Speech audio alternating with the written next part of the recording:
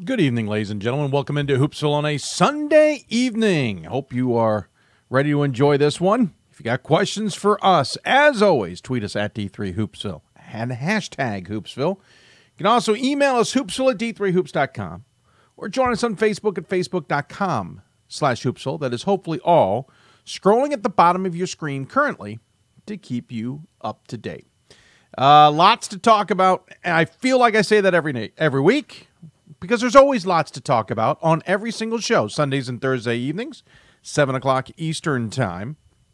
I'll freely admit, I tweeted this earlier in the week, heard a great podcast feature our own Pat Coleman from Chapman's assistant coach, Dan Krikorian. I thought it was appropriate. There's another Krikorian in Division III to go along with Jon Krikorian, the head coach at Christopher Newport men's basketball. Anyway, great podcast, and every time I hear a podcast like that one, or I hear a podcast like Pat Coleman's Around the Nation one with Keith McMillan in football, I'm always thinking about retweaking this one. I think we're a little different. We've always been a radio show. We've been a radio show, though not on radio per se, but a radio-esque show since we were created back in 2001. We've always been online, never been at a traditional radio station. And that's kind of where it's come along. Doing a podcast is different. It's a little bit more labor-intensive in the sense of longer duration. This certainly is labor-intensive as well. But I did get a kick out of listening to that. Certainly wonder if we could change some things. I'm hoping by the time we roll back into January, we've added some things to the show to kind of go in that direction. We do podcast the show, but we are live. We enjoy the fan interaction. So I think there might be some room maybe for a hybrid. Maybe we can do one show live and one show that's more podcasty in that nature. But just talking off the top of my head, because it was one of those weeks where I did get a chance to check out that and listen to some other programming. Of course, football now headed to the Stag Bowl. I am wearing my one of those rare opportunities. One of the Stag Bowls had purple shirts. So this is a Stag Bowl shirt. And what is it? Stag Bowl 38. Was a purple shirt because, it's all purple most of the time. It's going to be another all-purple affair as it's a rematch of sorts. Anyway, so hats off to Mount Union, who just survived against Johns Hopkins, and hats off to Marietta and Baylor, which got by Whitewater. They'll head to the Stag Bowl next week. Normally on a Sunday show ahead of the Stag Bowl, I would then say, by the way, there'll be no show on Thursday this week. This year it's different. We will be on air as we are not heading to the Stag Bowl. But we still have a lot to talk about. This is we have 3 more shows after this before the Christmas holiday, so we have plenty of time. Normally we would have 1, maybe 2 shows left at this point. So we have plenty of time to talk about some stories, and we're looking forward to getting into some things still in the weeks ahead. I already have some ideas for Thursday. There is an advantage this year. For some reason, we're definitely ahead of the curve a little bit in terms of getting guest ideas. And regarding that, WBCA Center Court and NABC Coaches Corners will be returning, and we even got story ideas there. So anyway, like we always say, if you got questions for us, tweet us at D3Hoops or hashtag Hoopsville. Email us, hoopsville at d3hoops.com. However you want to get a hold of us, we would love to hear from you. We got lots to talk about and certainly things to keep us on our toes, as it were. And so we'll look forward to hearing what your thoughts are, at least for us or maybe for our guests. Whatever the case may be. Top 25 on the men's side. Still a little bit of carnage. Less than last time, but less games being played too. Women's side was quiet. A little bit of craziness near the bottom. We'll get into all that in a bit. Let's talk about our guests tonight. We're talking about staying focused, and these are teams that either are starting to see a little bit of attention because their programs are stepping up, or in one case, it's a program I've already been watching since the opening weekend of the season, to some extent. It might not have been the actual opening week of the season, I think it was a week into it. And so I'm going to put the attention on them because I think you're a pretty good team. We'll start with Marietta, the men's team, 8-0, 3-0 in conference with some darn good wins, including their last one against Baldwin Wallace. They also beat John Carroll. The question becomes, and we were having a little bit of a debate on D3 boards. Hint, hint, you should go to D3 boards to chat about Division III basketball. It's still a thing to do on those chat boards. Register and we'll get you involved. Chatting with our friend Ryan a little bit about Marietta. He says they've made a play to be the favorite in the conference this season. I feel like we've been down this road. To be blunt, I feel like we've been down the road with the Pioneers at this point in the season where they come out like gangbusters, some years unexpectedly, some years expected, playing well, and then at some point stumble. And some years doesn't seem to hurt them too bad, make their way into the NCAA tournament. Some years it has derailed things a little bit. I wanted to bring Jon VanderWal on the show to talk about that. Say, okay, we've been here before. Maybe not with these players exactly, but the hype in town is certainly high, and you're playing well, and you're out to a good start in the OAC, which means now everybody's going to be gunning for you. How do they keep up the expectations maybe, or temper them maybe? Maybe it's about tempering expectations to some degree. Our other guest, in order, by the way, if you're not familiar, Widener women's basketball coach Elisa Kintner will come on the show. This is the program I've been watching on the women's side because when I saw them at the McDaniel tournament earlier this season, I sat there going, wait, they're picked to finish 4th or 5th in the Commonwealth? That makes no sense to me. This is a very good team, has a ton of size and height inside. 3 or 4 6-footers or higher who are mainstays. They've got a couple more who can come in off the bench. So they go 5 or 6 deep in just that size. But they're also an up-tempo squad. They were playing Eastern Mennonite. I remember sitting there going, okay, Eastern Mennonite won't mind going a little up-tempo here. And at one point in the second half, Eastern Mennonite was done. They were no longer interested in trying to go with that up-tempo. Probably one of the best, fiercest point guards, both on ball and as an offensive player and on ball defensively, comes out of Widener. Heck of a talent to watch as a senior. And I think they're going to change up the Commonwealth a little bit. Stevenson women have been struggling a little bit. Surprisingly, they were picked to finish second. Of course, Messiah is the favorite, as the ranking does indicate. But Widener gave Messiah a heck of a game. And so I think Widener is a team to watch. So Elisa Kintner will come on the show and talk about maybe the spotlight I'm giving the program as a non-top 25 voter. Then we'll go into the NJAC, not talk to New Jersey City, who I think is still not figured out who they are this year. But Montclair State, now, interestingly enough, they lost yesterday on Saturday to New Jersey City. That's indicative of what we're seeing in the NJAC now. It has certainly become a much more competitive conference. It has always been a conference you never know what happens on any given night, but I think it's become more competitive, and in New Jersey City is certainly a very well-coached program. But I wanted to talk to Marlon Spears about Montclair State after they beat New Jersey City and are playing very good at 8-2 this season. I want to talk to him about where the Red Hawks have come. Normally on this program, we only talk about the Red Hawks for one reason only. It's Karen Harvey and the women's program. We heard from Karen earlier in the season as a committee chair. We'll hear from Karen later on, even though I don't know if we'll necessarily talk about her program, as they took a loss in conference just on Saturday night as well. But I want to talk to Marlon Sears because I think Marlon Sears has a program there that's going to flip the NJAC a little bit around. New Jersey City, Montclair, Ramapo might be sneaky good this year. You also have New Jersey City, who certainly is showing not New Jersey City, TCNJ, who's showing maybe they've come to play. Maybe Rowan in this mix, and there was one other I'm blanking on off the top of my head. That's an interesting NJAC mix, and I want to hear from Marlon Sears. So those are our 3 guests tonight, and then we'll wrap things up, or somewhat wrap things up. Near the end of the show, Ryan Scott will join us once again. We'll talk about the top 25, another ballot coming out next week. I think we've got 2 more next week and then the following week before we take a Christmas break. I don't remember when the top 25 returns. We might have one of those weird short weeks where we have it around January 1st or 2nd, kind of a 5 days at then until our next vote, but that's because there's so much gap with a weird holiday timing.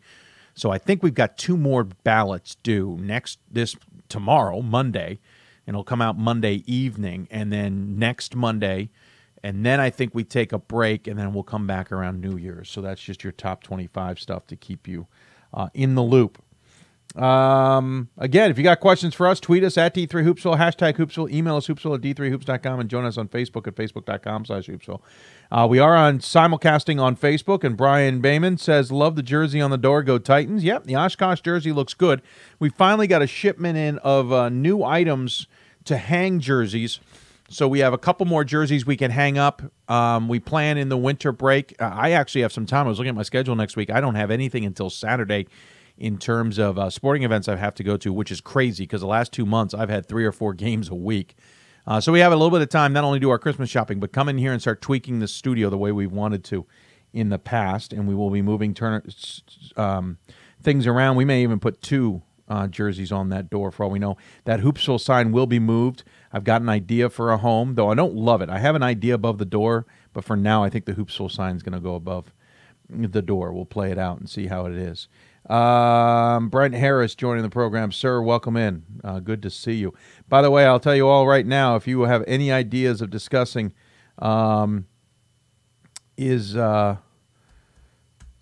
if you have any ideas of discussing football today, please don't. I've been away from football for basketball. I went and watched my son play basketball today. I am not coaching. I am not broadcasting any of my son's games, for the record. He's playing at an age I didn't even play at, basketball-wise. If you have a question, or you want to talk football, please don't, okay? And that's going to go with Coach VanderWal when we talk to him here, coming up here shortly.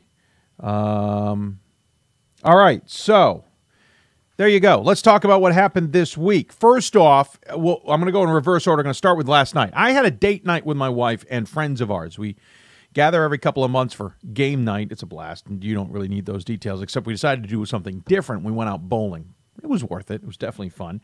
Had the Heisman up on the big screens in front of us. I promised myself to at least keep track of what was going on with Illinois Wesleyan and Augustana via Twitter, in the sense that I set up a couple alerts. Good friend Bob Quillman I knew would be tweeting about the game all night long. So I kept an eye on it. Even doing the Twitter account for D3 Hoops last night in the sense of some retweets. Okay, so halfway through the second half, I couldn't stop resisting. I grabbed the phone and put the game on. And between frames was checking out the game. Heck of a game. Exactly what we expected it would be, especially at the hangar. Outstanding atmosphere, terrific game. I certainly wasn't listening. I was just watching more or less, but watching Bob Quillman's commentary, watching some other commentaries on Twitter, exactly what I expected it to be. Though it makes it even more difficult because, remember, Wheaton went and beat Illinois Wesleyan this week. Now Illinois Wesleyan gives Augustana a game. Now that means Illinois Wesleyan has lost 2 this week, correct? Yes, lost 2 this week. They're 8th in the poll. They're in my top 10. I'm not dropping them that hard.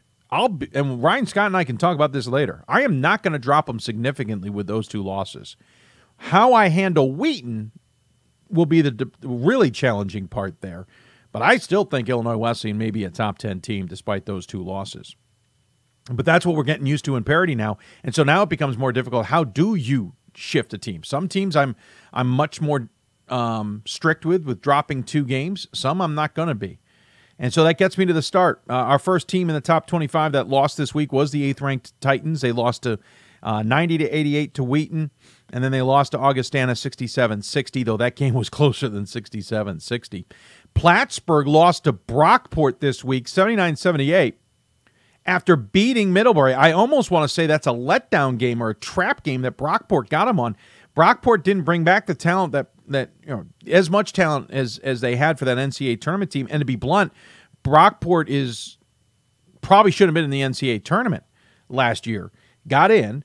Plattsburgh at least made up for it with a win over Geneseo, 65-57, but that loss to Brockport, I think, is telling. I think Plattsburgh's a good team. I just don't think they're number 10 in the country. You then drop down to Worcester, and Wabash got them, 62-60. We may have to consider getting Wabash on the show, but man, we're doing a lot of Great Lakes teams at this point in time. But Wabash with a win, 62-60 over Worcester, including a terrific last-second play. Randolph-Macon lost to Christopher Newport, 72-61, I apologize. Watching that game, Christopher Newport was in more control than I thought there, handing Randolph-Macon its first loss after they thumped their rival Hampden-Sydney, 92-71. Randolph-Macon, though, came back in the second half and I thought had taken over control of that game, but Christopher Newport responded. So, interesting result there. Rochester's undefeated. I watched their game against St. John Fisher. They survived 86-82 in overtime. Do not get me started on St. John Fisher's web stream. There's a lot of things I could dive into there that are driving me nuts, including what I think is a little bit of an unfair tactic there by the Cardinals broadcasters. Rochester also beat Geneseo to start the week, and Nazareth. They were playing what is the former Wendy's Classic mentality. The D3s have gotten together for a shootout. Rochester's good. I don't know if they're great. I like them at 17. But being undefeated is going to make voters overreact. We can talk to Ryan Scott about that. Middlebury, we mentioned, lost to Plattsburgh, got back on the winning scale against Skidmore. Got to wonder what's going on with Skidmore. They are just not playing good basketball to start this season. They got smoked 71-54. Amherst in the overreaction category lost to Babson this week. I don't think they should have been in the top 25 to begin with. North Central lost to North Park on Saturday. Lynchburg also in the overreaction category. I don't think they should have been ranked. Lost to Guilford before barely getting past Methodist. In the others receiving votes category, we mentioned Montclair State beating New Jersey City, then losing to TCNJ. New Jersey City beat Albertus Magnus, then lost to Montclair, then got past Rutgers Newark, but not without blowing a 17-point lead at one point in the second half. Eastern Connecticut, we mentioned, lost to Western Connecticut. They at least got past Plymouth State. Jeez. John Carroll lost to Mount Union. We mentioned that. It wasn't close. 95-74. They then beat Muskegum 88-79. They're 4-3. Again, I'm just not sure what's going on with John Carroll. Roanoke lost to Virginia Wesleyan 63-56. Roanoke seems to be struggling at the start of the season. They're 6-3. Hope lost to Stevens Point 82-74. I think that it is not a bad sign. Hope put up 74 points on Stevens Point, to be blunt. I think that's pretty good, but they're still 4-3. I may have to debate about taking them out of my top 25, even though I kept them in there last week. And Keene State lost to Mass Dartmouth. By the way, Hope being in there with one vote. That's this guy. So maybe I am the one who's going to drop Hope. No one's going to vote for him. Mass Dartmouth beat Keene State, and I don't know why Keene State was getting a vote either, but I'll leave that alone. Chicago lost to Thomas More, more importantly, lost to Madison Temple. We talked a little bit about that earlier on, but Chicago was quiet nonetheless. Then you got jumped down to 17. Wartburg lost to Eau Claire. Had an interesting WIAC American River Conference night on Saturday or afternoon, and you had some upsets. Wartburg losing to Eau Claire was one upset, lost by 5. We'll get to the other one in a minute. Emory and Henry lost to Randolph-Macon in a terrific early season ODAC title tilt preview, maybe, as both those teams are going to battle it out the rest of the season. Texas Dallas lost to Mary Hardin Baylor in women's basketball. I think that's showing that Mary Hardin Baylor is definitely no joke. Texas Dallas is a good team, and I think Mary Hardin Baylor is showing that they are a darn good team. Whitewater, this is the other one, lost to Co. 68-63 in a surprise result. Whitewater 4-3, not what everybody expected them out of the gates. In the receiving votes category, Rochester Tech lost to St. John Fisher in overtime. Marymount lost to Stevenson. I talked about Stevenson's struggles, but that's a solid win for the Mustangs, 76-63. Mount Union lost to John Carroll, 61-58. WashU, Wheaton, and Montclair all lost. So did Chapman. Hardin-Simmons lost twice this week to Ozarks and Texas Tyler. Whitman lost to Thomas More by 17. It just shows you how good Thomas More is. And Mass Dartmouth lost to Bowdoin, but not without putting Bowdoin on the ropes. But remember, we were watching that or tuning into that live here on Hoopsville Thursday. So there's kind of what you got.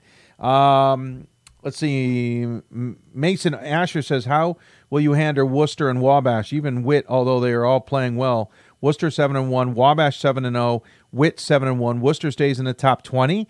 Wabash sneaks into the top 20 with big wins on the road over OWU and Worcester. I think that's a lot of the question, Mason. I think it's going to be a hard debate. I think Ryan and I will certainly talk about it at the end of the show, but that's where I'm at. Wittenberg, I'm now freely admitting maybe I've got way too high. I've had them in my top 10. I think maybe I got to kind of gut check on them. I'm not voting for – I don't think I voted for Worcester this week. Oh, I actually forgot who I voted for, and I don't have my sheet in front of me. Let me see if I can call it up. I don't think I voted for them this week. Let's see here. I got to find it. Apologize. It takes a moment sometimes with emails. I have like 4 different email systems, and so I always am running around trying to find – what I'm looking for. Oh, that's not it. No, that is. That's it. Nope, that's not it. Sorry. I'll try and find it. I don't think I voted for Worcester this past week. I think I was waiting for their week against Wabash. I'm more prone to putting Wabash in over Worcester. I think I'll put I don't want to say where I'll put them exactly as I'll dive into my top 25 tonight. Wabash, if Wabash probably goes in there somewhere around the 20 slot right now, maybe 15 to 20, depending on what I've got else moving around Whitman's going to come back down to earth a little bit for me, probably slide into that 10 to 15, 15 to 20 range. I'm not sure I'm ready to pull the trigger on Worcester if I'm not voting for it. If I am voting for him, I know I don't have him high. I can't believe I forgot it. I'll see if I can find it somewhere. Oh, that's going to bug me, the fact I don't have that top 25 ballot in front of me. Oh, here we go. Here, I found it. Look, we go. All right, so I had Wittenberg at 10. That feels way too high, and I do not have Worcester on my ballot. So I don't think I'll get – maybe Worcester gets in if I remove a bunch of teams. I don't think it do.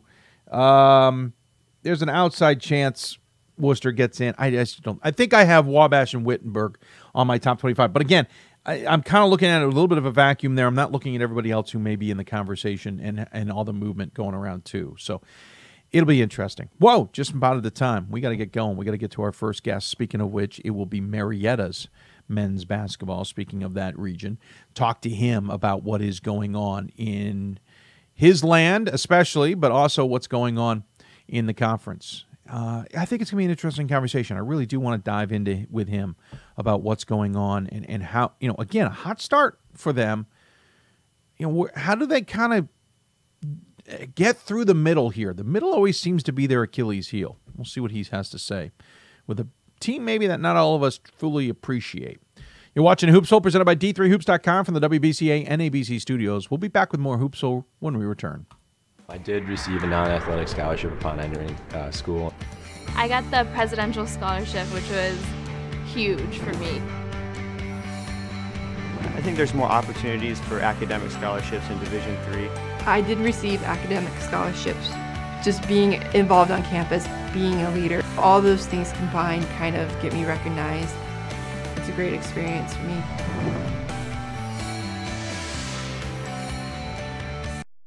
My name is Marcus Walker. I was All-State, won a state championship, a high school All-American, and played college and pro ball. I played because I love the game. I grind to be the best. I sweat because I put in work. I'm strong because I believe.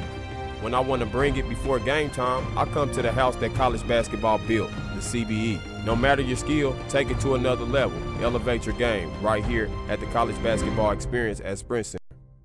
It's on us to stop sexual assault. In any way that we can.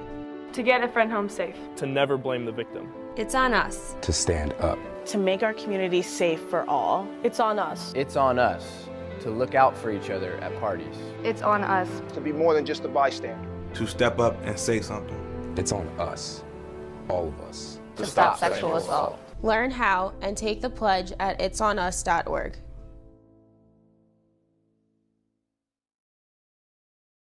We've got more schools than Division I, more fans than Division II, and more upsets than March Madness. There's 800 programs with over 11,000 games leading to 2 national championships. And we've been covering it all for over a decade.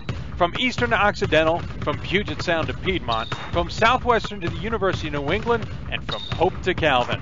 Nobody covers Division III basketball like we do.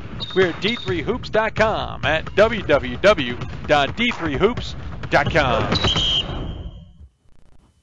Welcome back to Hoopsville, everybody, on this Sunday edition. A reminder, we'll be back on the air Thursday, 7 o'clock Eastern Time. We'll also be on the air next Sunday, 7 o'clock Eastern Time. I am dabbling with the idea of the 20th, our last show before the Christmas holiday, of doing that one midday. Kind of an ode to everybody getting out of town for the holidays. We may just do that midday on December 20th. We shall see. Kind of like the midday shows. Because I've got the ability to do them, and it allows me a little more time with the family. But we'll see. It challenges our Wednesday.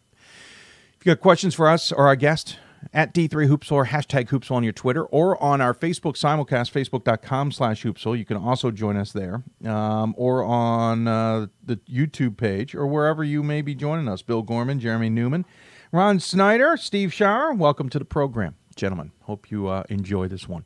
All right, so I've said this in the past. I've been somewhat upfront about it. Marietta's off to a hot start again. We've seen that before. They beat 2 big teams in the conference, 3 really, Wittenberg, John Carroll, and Baldwin Wallace, 84-74, 82-75, 87-68 in succession. They've got Wilmington and Muskegum ahead before they'll take a Christmas holiday, head to Phoenix, for whatever reason they're going to Phoenix, and play Elmhurst out there.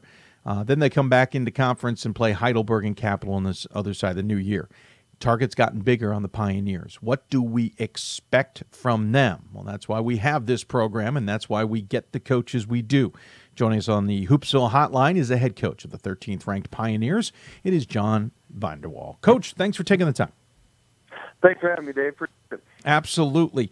All right, so I feel like you and I have discussed this. Off to another hot start, looking solid. You got some big wins in the conference. You've got to be thrilled with how you guys have gotten out of the gate, especially when maybe no one was looking your way necessarily. Yeah, we're excited about our start. I really like my team, Dave. This is one of the best groups I think I've ever had. It's just from a chemistry standpoint, from a coachability standpoint, our guys are just really dialed in this year. They're really together. I really feel like we're one united front. They're playing super hard and just really competing on every possession. And we're really deep this year. We're playing 11, 12 guys every game. And the kids have just been working really hard. They've been enjoying to work with, and couldn't be proud of our group right now. You guys, I want to get into a couple of things on this one. I want to talk about where we go from here, as it were. I also want to talk about the team and the OAC race. I'm not sure where we'll start, so let's maybe just start with the team. You talk about this maybe being the best team you've had, and listen, over the years, I wouldn't be surprised for you to develop a better team than what you've had in the past. That's gotten you guys on the roadmap, as it were. That said, you had some pretty darn good teams. You've come close to getting to the Final Four using the home court as your advantage. What is it about this squad specifically, nuance-wise, that's maybe best that you've had there at the Pioneers? Sure. I don't think this probably isn't our most talented group that we've ever had, okay. Although I think we've got some really talented players. I just think it's maybe our deepest group and our most together group. Just really building that chemistry in the fall and the early part of the season was really, really important to us this year. And our guys have just really bought into to what we've been preaching and what we've been, focusing on this year. And it's just been a fun group to work with. And, more so than talent, if you've got, a group of guys that's really bought in, I think that's a lot more important. And right now that seems to be this group. And as long as they stay the course, I think we got a chance to do some special things this year. And obviously we've got a tough schedule ahead of us. We've got a lot of good teams on our schedule, and it's not going to be easy. But I just like the makeup of our team and in the direction we're headed. You talk about the scoring options. You've got 4 guys in double figures right now. Nobody blowing it away in double figures, but still solid numbers. Kyle Dixon at 12.5 points a game. You got Anthony Wallace coming off the bench essentially at 11.5 points a game. Tim Krieger, sophomore, at 10.5 points a game. Jason Ellis at 10 points a game. We'll mention Caleb Hoying as well because he's got 9+ points a game. Heck, we might as well mention Lucas Isley as well at 8 points a game. That's a lot of options. And if there's one thing I certainly known in Division III is when there's options, it makes you harder to stop. I don't remember the last time, and admittedly it's 8 games in here, but I don't remember the last time you've had a program that had 4 or 5 guys that are a threat. You usually had 2 guys, and thus it's one of your pick your poisons now. Yeah, and I think that's what makes us, tough to prepare for is, we've actually in this early part of the season been kind of subbing 5 for 5 and letting guys play for about 4 minutes. We sub 5 new guys in, and we've gone into almost like a third team at points. And so I think we're fairly challenging to prepare for because we're playing really fast and really up-tempo. We're not, just going to 1 or 2 guys. We're just moving the ball and sharing it and taking the best shots that we can get. And, we're averaging over 90 per game doing that. And to be honest, we really haven't shot the ball very well yet. We had one game, the St. Vincent game, we shot it tremendously well, but we scored 115 that night. But, most nights we haven't been shooting it that well. We've done a great job of going, getting it back and hit the old glass really hard. But our guys are sharing the ball and playing well together. And they bought into, we don't have anybody playing heavy minutes. I mean, I don't think we've got anybody playing over 20 minutes a game right now. And, so guys are just bought into that, and they're just excited about winning games and playing together, and that's why I like this group. You're shooting 47% from the field, 34% from beyond the arc, 79% from the free throw line. As you said, averaging nearly 92 points a game while only allowing 70. And again, you just went through a gauntlet. You beat Wittenberg. You then beat, hold on, I just lost my note, which was in front of me, and I don't want to get them wrong. John Carroll. John Carroll, thank you, which I was about to bring them up. And, of course, you just got past Walden Wallace. That's a tough set. Obviously, it's not the end of the road here, but you mentioned that 5-for-5 stuff. That's a little John Carroll-esque. You stealing something from the conference here? No, I mean, I guess you could say that, right? I mean, they're the ones that are known for 5-for-5 and doing that whole thing, and we're definitely not trying to be John Carroll. We're sure. Marietta. We're our own identity. But it was just going early part of the season. I mean, to be honest, it kind of started with going into our scrimmages. We weren't sure who we were supposed to be playing and who we weren't supposed to be playing because we felt like we had about 15 guys that were all pretty good, and so we. Going into our scrimmages, we just kind of said, hey, we're going to sub 5-for-5 and see how guys do, and everybody did pretty good. So it didn't make making any decisions any easier, and so we said, well, I guess we'll just keep rolling with this into the season and see how long we can keep this train going in the right direction, doing what we're doing, and it's worked so far. And we get in foul trouble and things like that. We can't sub 5-for-5. We've got to change things up. That happened against Walden Wallace on Saturday. I mean, I played 13 guys in the first half of that game, but we're just trying to outcompete people and make it a fast game and make it an intense game, and we feel like since we're deep, the more possessions there are, the better it is for us. In the last 5 or some odd years, we've talked often, gotten a chance to see you guys in action. We've had a couple conversations where it was, all right, we got out to a really good start, but we need to get out to a really good start and hold it, or whatever the case may be. You're out to another good start, and I hate to be the pessimist, but I feel like I've been down the road before, and I want confidence maybe that it's not going that way. How do you guys avoid that stumble at mid-season or in mid-January? And granted, I know you're going to take absolutely some tough games. I'm not expecting you to go undefeated in the OAC. Right. But I felt like in years past, you've taken a couple games, 2, 3, 4 in a row, where it's like, uh-oh, what just happened to the Pioneers? And it's not necessarily injury-related. Is that on your mind when you get out to a start like this? Okay, what do we need to do to make sure we don't kind of implode a little bit? Well, no, I mean, no, it's not on our mind at all. We approach every game the exact same way, and we're pretty regimented in our preparation and our approach. And I'm not, you surprised me a little bit by saying that. I mean, the last 4 years we've won 100 games, so we're averaging 25 wins a season, so we can't be stumbling that much, right? No, and I don't mean it. No, I don't. Yeah, and I don't mean you all of a sudden fall to 500, but it's games that have certainly put you guys in tough spots, come at large, or maybe makes us all concerned. Maybe it puts pressure on you, is what I really should say, because all of a sudden you've gone through a 4-game stretch there, and you're like, oh crap, we need to kind of find ourselves again. Yeah, I don't know that we it's like you said, it's hard to go undefeated, right? I mean, absolutely. And I certainly want to temper it. Yeah.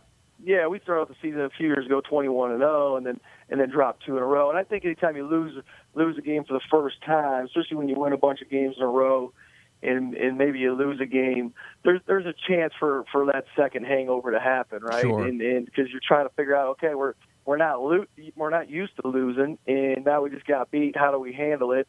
But we've never, I don't think in the last 8 years we've ever had a bad stretch.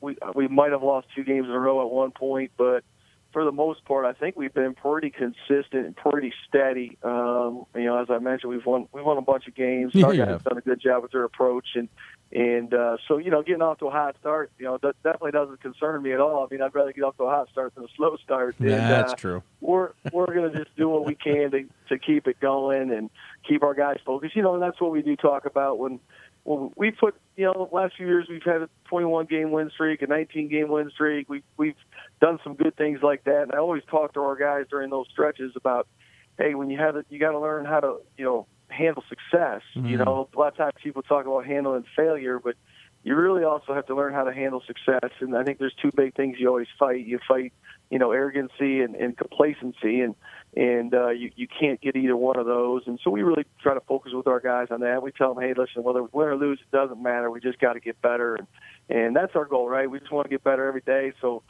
come end of February, beginning of March, we're the best team we can be, and hopefully we can make a run. We talk about the conference. Again, you got past Wittenberg and John Carroll, but they're coming again, as it were. You've got Baldwin Wallace a second time, certainly, as well. You've still got 2 against Mount Union, who seems to be playing well again this season. How much has the OAC changed in the time you've been there? And I realize that part of the OAC's change is that Marietta's in the mix. So sure. I realize this is a little bit of an odd question maybe for you, but from your vantage point, how much has the conference changed and where? Well, yeah, I think you mentioned it. We were kind of a doormat of the league for a long time, and when we kind of sprung onto the scene and started winning a lot of games and competing for championships, it did kind of feel like the landscape changed a little bit. Some of those teams that were, always in the middle or maybe towards the bottom started making the same kind of progress that we were making, and I think it's just become a really deep and competitive league. It's definitely not one of those leagues where you can say there's 1 or 2 teams at the top every year. You can look at this year's OAC standings, and some teams that were picked towards the bottom are really making a hard push. I know Wilmington just lost to Mount Union, but everybody's been telling me how great they're playing. Yeah. And, they were not a preseason favorite at all, and they've been playing some really good basketball. And you can say that about a lot of the teams in our league, and that's maybe that's what you're referring to earlier too. There's just no nights off in our league, and so you can get off to a hot start and win a bunch of games, and then maybe hit a little bit of a rough patch because the teams in our conference are so good. You guys will head out to the D3 Desert Invitational. You're just a little south of where you're supposed to be. You're supposed to be in Vegas, but that's another conversation. Sure. You'll take on Elmhurst. I don't know who else is out there. Obviously, those games are just as big.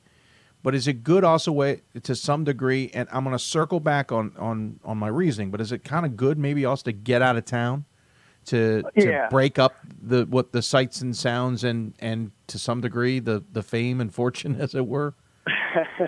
Yeah, it's always good for us to get out of town over Christmas break. It's a long season, and it's always nice to take your guys on the road, and specifically nice to go south and get in a little nicer weather and get rejuvenated maybe a little bit.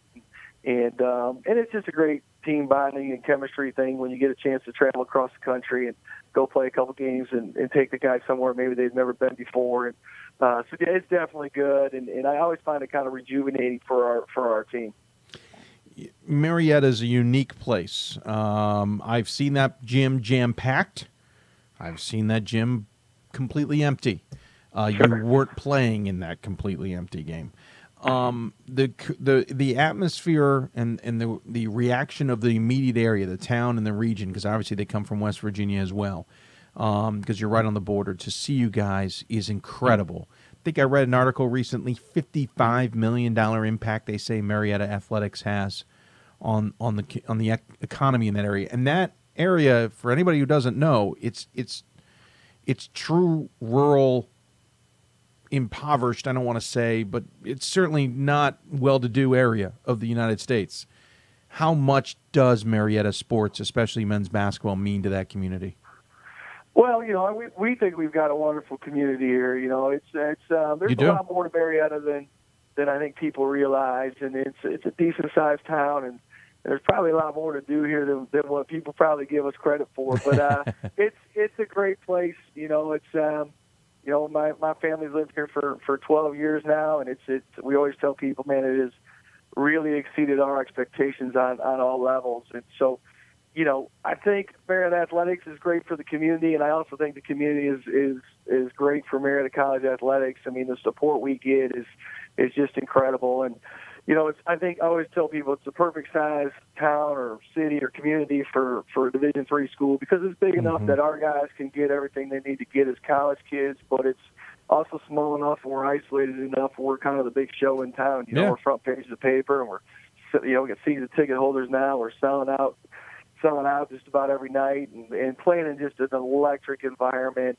it gives us a huge home court advantage, and it gives people in the town something to do. So I think we both the community and the school benefit from from the relationship with each other. I think it's a great dynamic. It absolutely is. Quintessential Division III to some degree, and quintessential rural America, in the sense that they do get around and gather around their local teams, whether it be high school or college, and it's fun to see. You do have a weird dynamic, though. We should mention you just got home from going to the Browns game, and I don't know how the game ended, but you're so used to winning as a head coach at Marietta. How do you deal going to Browns games, sir? Well, that's I guess kind of a unique story. I grew up in Michigan, so I'm a Lions fan, so I don't have a very well there that's either. okay. But, okay. Yeah, you still don't have. Yeah.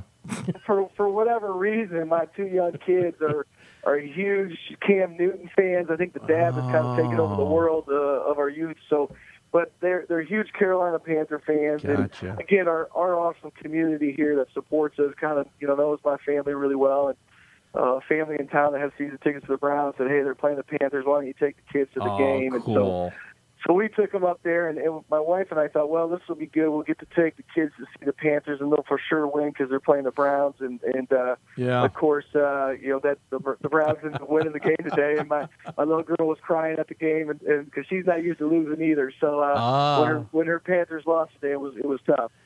I've seen that happen before, sir. I took my son to a Ravens game. I don't remember when it was. Was it a Ravens game? It was. Yeah, he was not very pleased that his team had lost. It was an ugly show.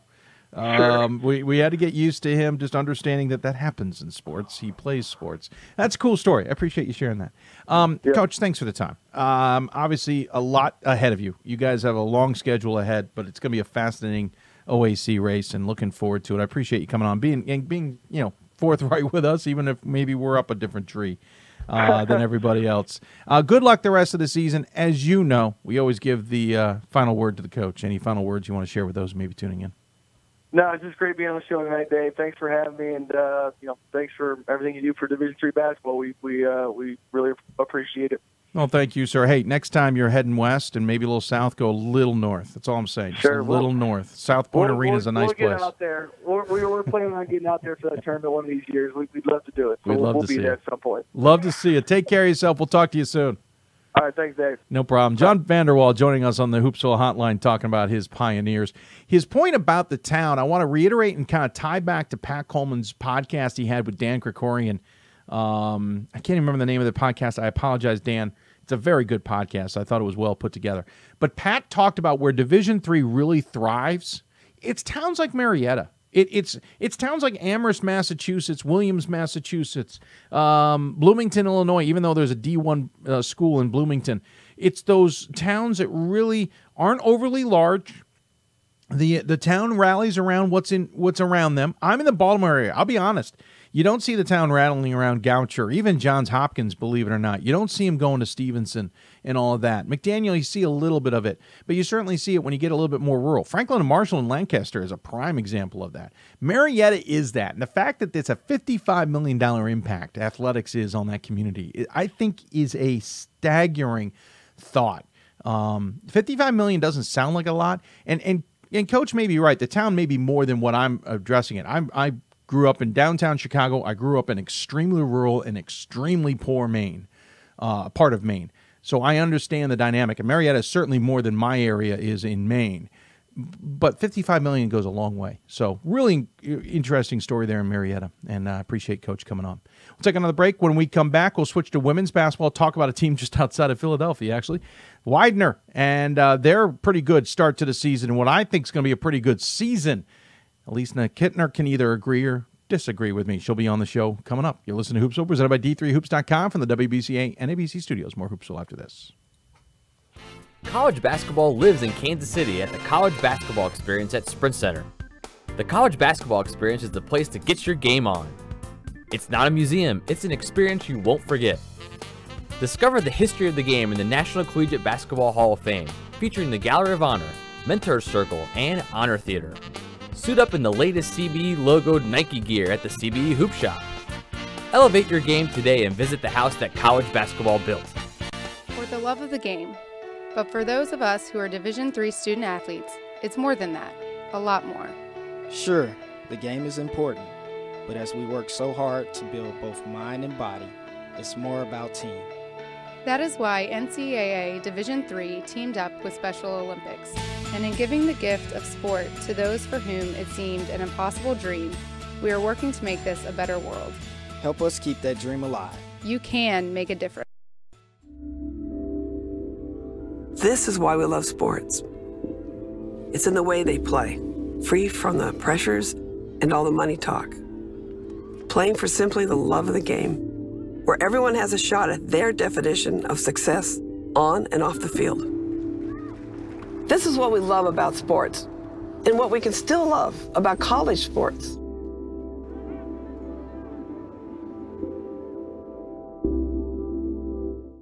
We've got more schools than Division I, more fans than Division II, and more upsets than March Madness.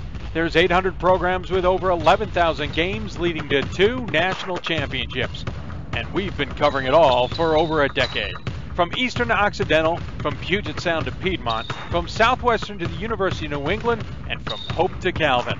Nobody covers Division III basketball like we do. We're at d3hoops.com at www.d3hoops.com.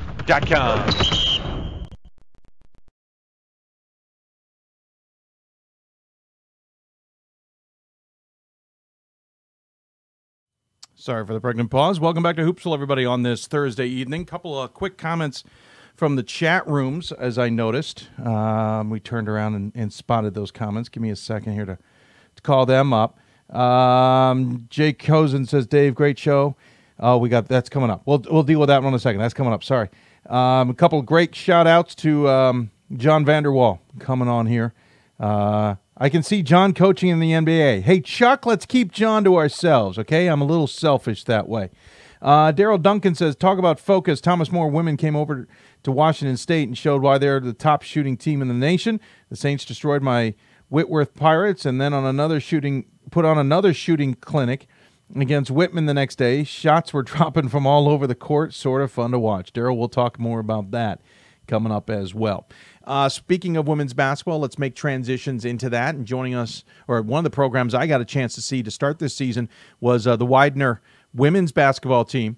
Got to see them against Eastern Mennonite and then Ferrum in Westminster, Maryland at the Gill Center at McDaniel College. And I was pretty darn impressed, especially with their game against Eastern Mennonite. Then I was surprised to spot that they had been picked 4th, maybe 5th in their own conference this season. That just seems completely out of whack, in my opinion.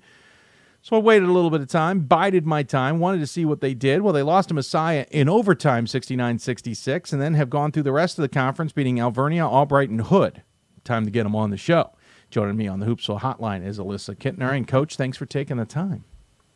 Thanks, Dave. Thanks for having me. I appreciate it. Absolutely. Did not get a chance to chat with you at McDaniel, but there's enough going on at a tournament that sometimes that's not all possible, and they kept putting you, I think, on the bench away from me. Maybe you were on the bench nearest me, but whatever. Let's not ruin the story. I really was impressed with your game against Eastern Mennonite, and it's because I came in thinking, okay, Eastern Mennonite might be willing to go up pace. And they certainly did in the first half a little bit. You guys came out and said, yeah, we can do that too, and that caught me by surprise because you've got a lot of height, which normally in the women's game says let's slow it down. And I'm not talking 2-3 players are at 6 foot. You've got like 6, and you play 4 consistently, which is ridiculous.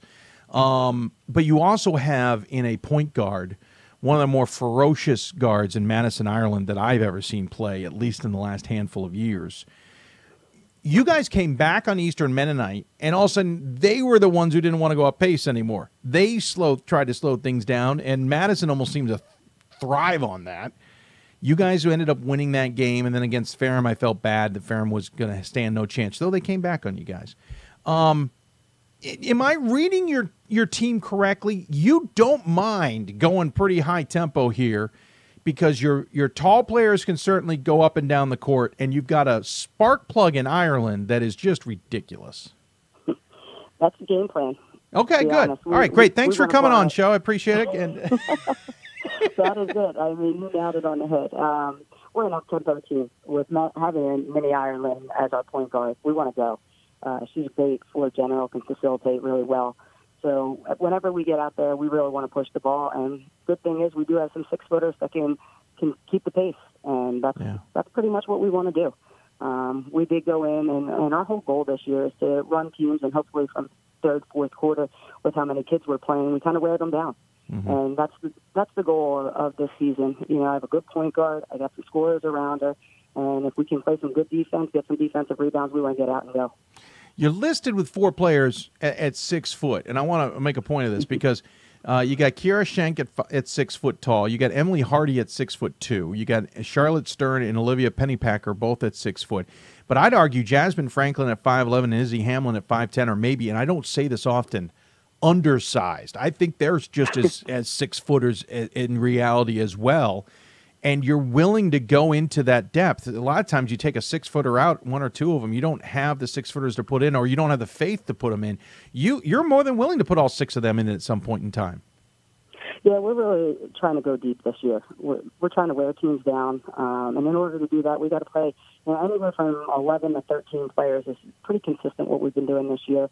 My assistants are doing a great job. I kind of turned over all the subbing to them this year. Wow. First time I've done that in 16 years, and it's working for us. Really makes me concentrate, and I have a better relationship with Minnie Ireland and my point guard. We're kind of on the same page. So while they're doing that, I can concentrate on the game, and it's working. So, yeah, we do have some 6-footers. I mean, I agree with you. Jasmine Franklin is right there, about almost 6 foot. So we do go pretty deep, and one that you missed was Erin Fallon, who's also probably 5'10", 5'11". Yep, good point.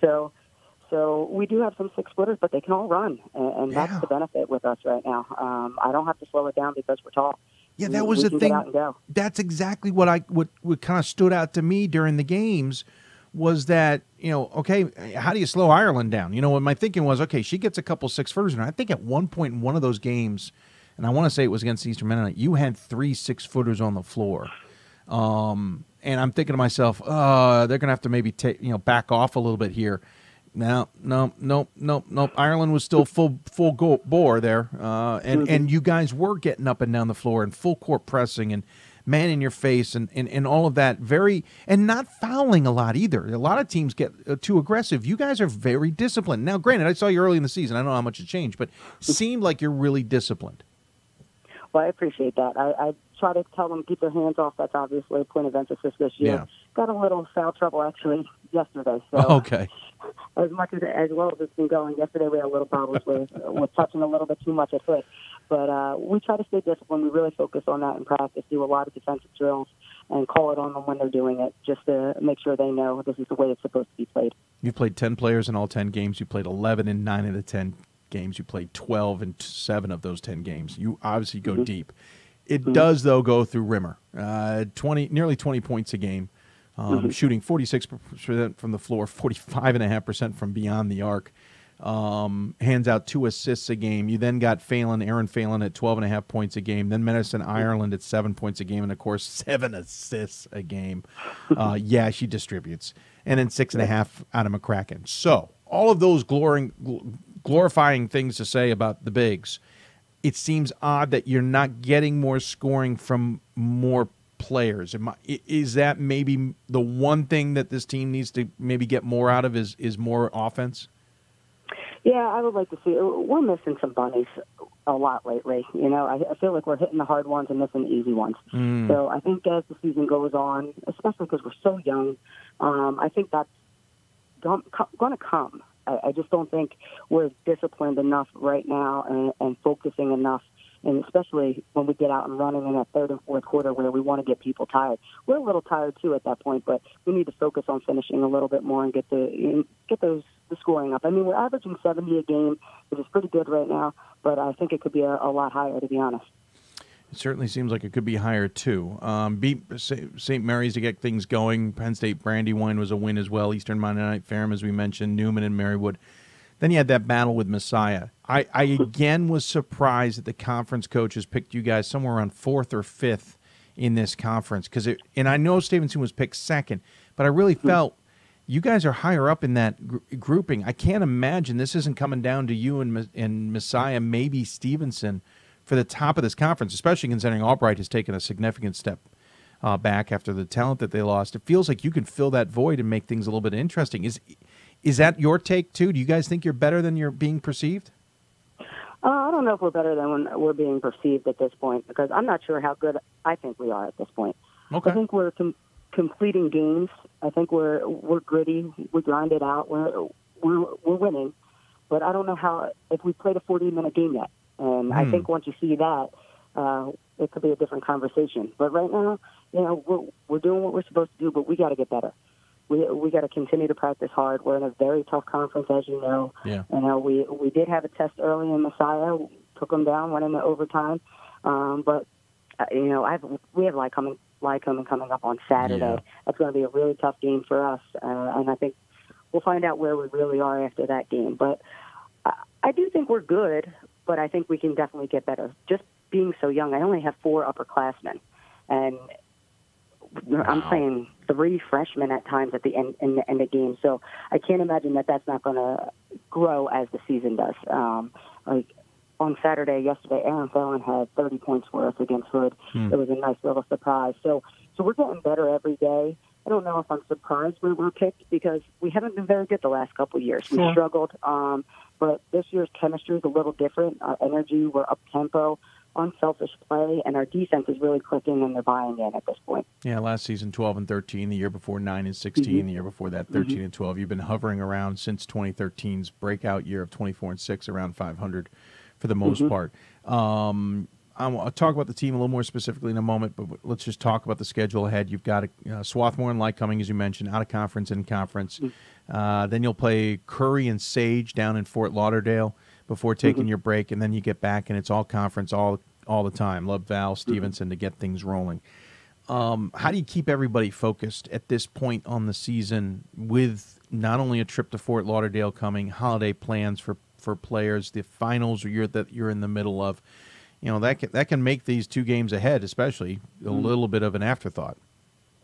Yeah, I always struggle this week and the past week that we just finished with finals. People, professors getting finals in the last week of school.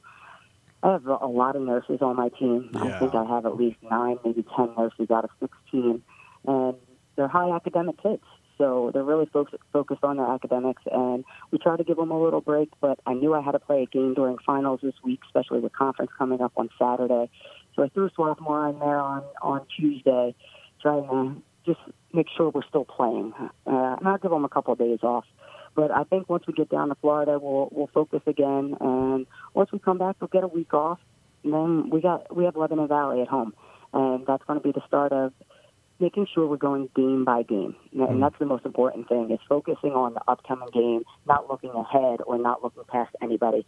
That seems to happen, especially with young kids. So I'm trying to really keep them focused on the upcoming schedule, 1 game at a time. Before we wrap up, let me go back to Madison, Ireland for a moment. The good news is she's on your team. The bad news for everybody is she's a junior. That's exactly right. She is, I tell people, when I got into college basketball at the Division III level, it was at my alma mater, Goucher, and I saw one of the best on-the-ball defenders in men's basketball to this day that I've seen. Vince Williams could be his own full-court press for 94 feet. It was ridiculous. Never fouled either. Madison is like that player. She reminds me of that. Tenacious, will not leave your hip pocket. You cannot shake her. She's not necessarily going to foul either, as much as you talk about the emphasis on the hand checks this year. She is got another gear to her, too, which makes her scary. Can you give us a little bit of a glimpse into what she's like as a player from your vantage point? Sure. Well, as a point guard myself, I love my point guards, and I really try to get as close as possible with them and build a relationship with them. There's been ups and downs with any point guard and coach, but this year she's really doing a nice job. She struggled a little bit from the floor shooting this year, and you can see it kind of getting in her head. I'm really trying to have her focus on the defensive end because we're trying to push her up a little bit more. Gotcha. Bring her up 3/4 court, make her, just like you're saying, make them turn a little bit, make people tired. The kid does not get tired. She's in outstanding shape. She's in outstanding shape. And if she does, you don't know it. She has this face about her. Sometimes I say, can you show me some emotion? She's very emotionless. Even if she hits the winning shot or misses the winning shot, it's the same face. And that's why she's really good. because she's not going to give you anything. She's not going to let up. She's going to get after it, and she's going to put 40-minute games together. And she's been doing a great job for us for 3 years. She was second-team all-conference player last year as a sophomore. Really got better from freshman year, and I have seen her jump this year. She's starting to the game a little bit better. Has some players around her that she knows who she needs to go to, especially at key points of the game. And she's actually relying on them, and that makes a point guard even better. So. Yeah, you talk about her shooting struggles, 25% from the floor, 23% from beyond the arc. But here's what's staggering. Again, 7 assists a game, which is ridiculous. Surprisingly, not as many steals, but that's mainly because she's probably forcing players into some bad passes that her teammates take advantage of. But she's second on the team, tied for second on the team in rebounding with Phelan at 5.7. The leader at 6.2 is Schenk, who we talked about. She is all over the floor. She's a great defensive rebounder. You may notice, I think she may have 3 offensive rebounds this season. Yeah. We do not have her go in. She is the first one back. That is why that number is low. Sure. But defensively, she goes in and gets it, because if we can get it in her hands right off that rim, we're going to score offense. And that's the whole point of her defensive rebound. And you'll see she's averaging 8, 9, 10 in defensive rebounds a game. And it's pretty impressive. But she knows the quicker we get it in her hands, the better we're going to be. So she's really active on the defensive end as far as rebounding. So what do we expect the rest of the season here? We obviously talked about the short term. The conference is where this all means. Leb Val has been good in the past. Streaky Stevenson, expected to be well, though had a little bit of an odd start to the season. They'll beat Marymount the other night. Obviously, Messiah is Messiah. Albright, we mentioned, took a step back. Anybody else? Alvernia always seems to be a little sneaky. Anybody else? How do you see this all panning out? Well, as you know, this conference is a tough conference. Yeah. You never know who's going to win. Obviously, Messiah is always at the top. Mike Miller is a great coach. My colleagues in conference do a great job, and they do a good job recruiting. And any year, it's anybody's. Unfortunately for Messiah, they did lose one of their best players in Leah Springer, and I think it's anybody's conference now. I do believe that we should be able to get in the playoffs as long as we keep grinding and practice and getting better. But it's anybody's game. You can never count anybody out. I keep telling my team, people are coming for you. They're going to give you your best game, and that's how it's going to be from here on out through conference. So I don't know how it's going to plan out. I just hope we're in that top 5 getting into the playoffs this year. Well, I'm looking forward to seeing how it plays out. Jay Cozen says, tell Alyssa that we miss her here in Doylestown. She may work in Chester, but Doylestown is, quote, home. She was a great player and a nicer person. Give her our best, and we hope that she's in great health. Oh, thank you very much. Absolutely. Coach, appreciate the time. I am intrigued. I'll admit, coming into that tournament, I kind of went, okay, we'll see what Widener's all about. And you had me hooked about halfway through the first half against Eastern Mennonite, and you weren't winning at the time. I'm really impressed with the squad. Love to see the play, and I appreciate the time talking about them and breaking them down for us.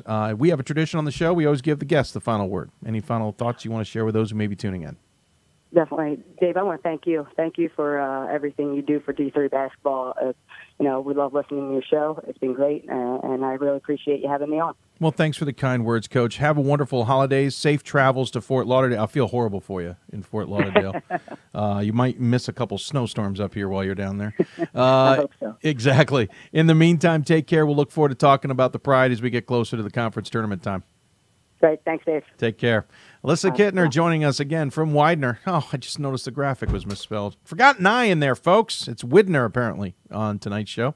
Yeah, we'll fix that. Anyway, coming up against Swarthmore, they take them on, that's Tuesday at home. Then they'll face Lycoming by the end of the week at home in conference play. Then they have a few days off, head down to Fort Lauderdale where they'll play Curry and Sage. Sage is a little bit, and that'll be an interesting test. Then a couple weeks off, and they're back at home in conference play against Leb Val. We'll take another break. Oh, actually, before I take a break, that question Daryl Duncan brought up, talk about focus, Thomas More playing well in Washington State. He then talked about their good shooting against Whitworth and Whitman.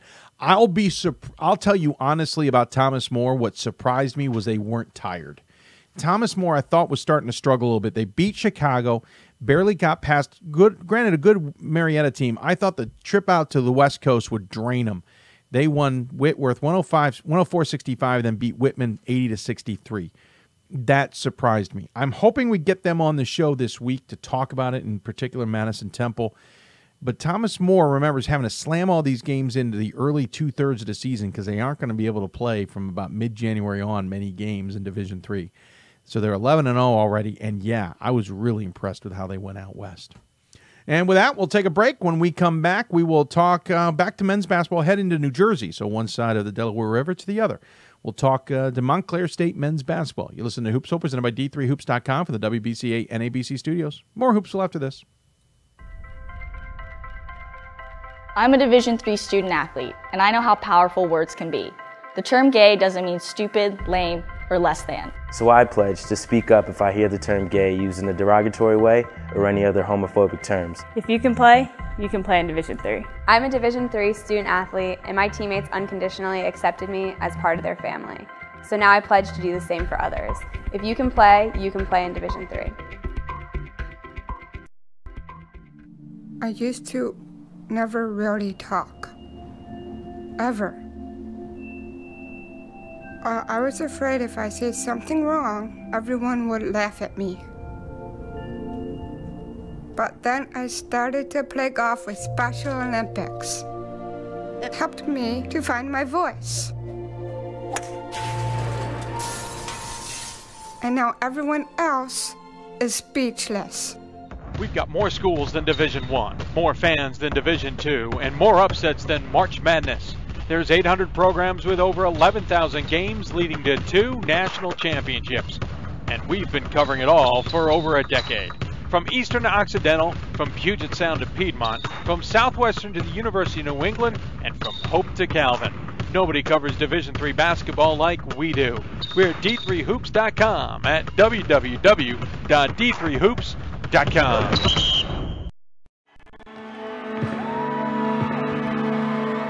Great moments are born from great opportunity. That's what you have here tonight. That's what you've earned here tonight. This is your time. Now go out there and take it.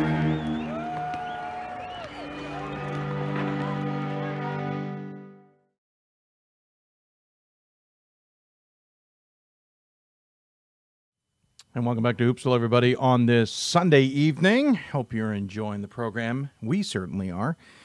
Great interviews so far. We got one more coming. Don't forget, coming up a little bit later, Ryan Scott will join us. I can tell you right now, for you those of you tuning in, send us questions or thoughts or ideas. Between this next guest and Ryan, we'll have some time to chat, and I'd be happy to try and answer some questions and give you some ideas. Of course, when Ryan comes on, we'll talk some men's basketball top 25, but if you got some women's ideas, fire them away. Of course, Twitter at D3Hoopsville or hashtag Hoopsville. Email us hoopsville at D3Hoops.com and join us on Facebook, Facebook.com/Hoopsville. All right, so another team. I got a little bug in my ear, the same bug in my ear about the Yen Jack who's always in my ear every year. He's mainly talking about his team, and he still does, but he turned to me a couple weeks ago and said, hey, watch out for the Red Hawks on the Montclair side. We had Karen Harvey on a few weeks ago, talked about maybe this might be a program for her that doesn't win the conference championship. Well, flip that over on the men's side. It might be a team that could win the conference championship. Marlon Sears has a squad there that it's 8-2, appropriately enough coming off of a loss to TCNJ, but that's a good TCNJ team, let's be honest, there as well. But Montclair, William Patterson, and TCNJ are all 4-1. Ramapo, New Jersey City, Stockton are all 3-2. I don't think a couple teams expected to start things out like that. Maybe Montclair did. They've got Rutgers Newark ahead, but they got a big tilt coming on the other side of the new year. So we figured best time to talk to them might be right now. So joining us on the Hoopsville hotline, he's the head coach of the Red Hawks. It is Marlon Sears. And, sir, thank you for taking the time. Thank you, Dave. Really appreciate you having me on the show. Well, I appreciate you finding the time as well. Again, 8-2 start. Your 2 losses are to Rochester, who's currently undefeated at 9-0 at 54-45 in that contest. That was back right around Thanksgiving. And then TCNJ again last night. And, of course, TCNJ is 5-3, 4-1 in conference. I wouldn't say that there's any bad losses in there. I'm sure yesterday's is stinging a little bit because you guys probably wanted that victory more than anything. But did you expect this start to the season? You know, I think we definitely expected this start to our season, and you're absolutely right about that loss. Hurt it definitely stung. I think it stung our players, which definitely makes you feel a little better as a coach. But Matt Goldsmith, you got to take your hat off to him and his program. He did a great job of having his guys ready to play, and they really did a terrific job of rebounding the basketball and keeping us off the glass. Well, that's 9 times out of 10, one of the biggest important factors in this. But the NJAC's tough. Listen, we've knocked the NJAC for the last 20 years about not being the same powerhouse it had been in years past, in the previous century, for example, which is weird to say. It doesn't mean it hasn't been tough every given night. You haven't necessarily been there the entire time, but you certainly have been into what has been the more recent battles in this conference. How do you have to get your guys up for these games, or do they know? I think they know, but I'm sure you know as well as every other coach in the country, you definitely have to get your team up and ready to go because as tough as it is to play against a team like Ramapo, Jersey City, College of New Jersey. If you walk into Rutgers Camden Gym, they're struggling this year, those guys could beat you.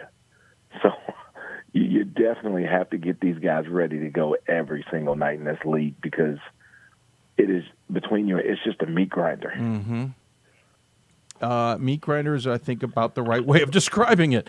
New Jersey City, for example, is supposed to be this juggernaut of a team. Not only do they bring back most of the unit that was so good last year, but they supposedly added on with all this talent. We can talk about how that can be sometimes tough to mesh together.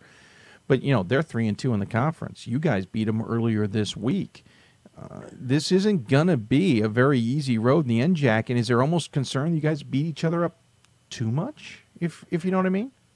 That's a great statement there because, I've spoken to Mark and a couple other coaches in the league, and it's we all kind of say the same thing. It's like, we feel like this is definitely a 2, but maybe a 3-bid league. But I just think we just beat the crap out of each other. Mm-hmm.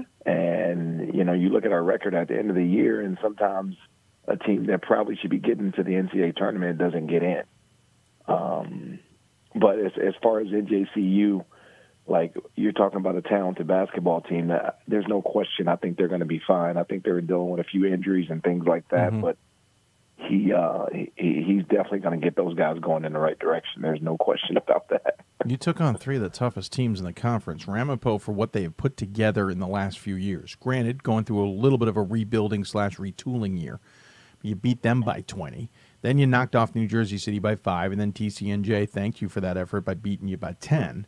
You'll obviously play them all again later in the season, but ahead you still got Rutgers Newark, who you can't kind of sleep past either. You already indicated the bottom team here can knock off the top team if the situation is right here. How do you keep your guys, and maybe the loss will help, keep your guys focused that, hey, every game's going to have to be you at 100%? It's one of those things like, we had a chance to really spend quite a bit of time with our guys, starting on October 15th.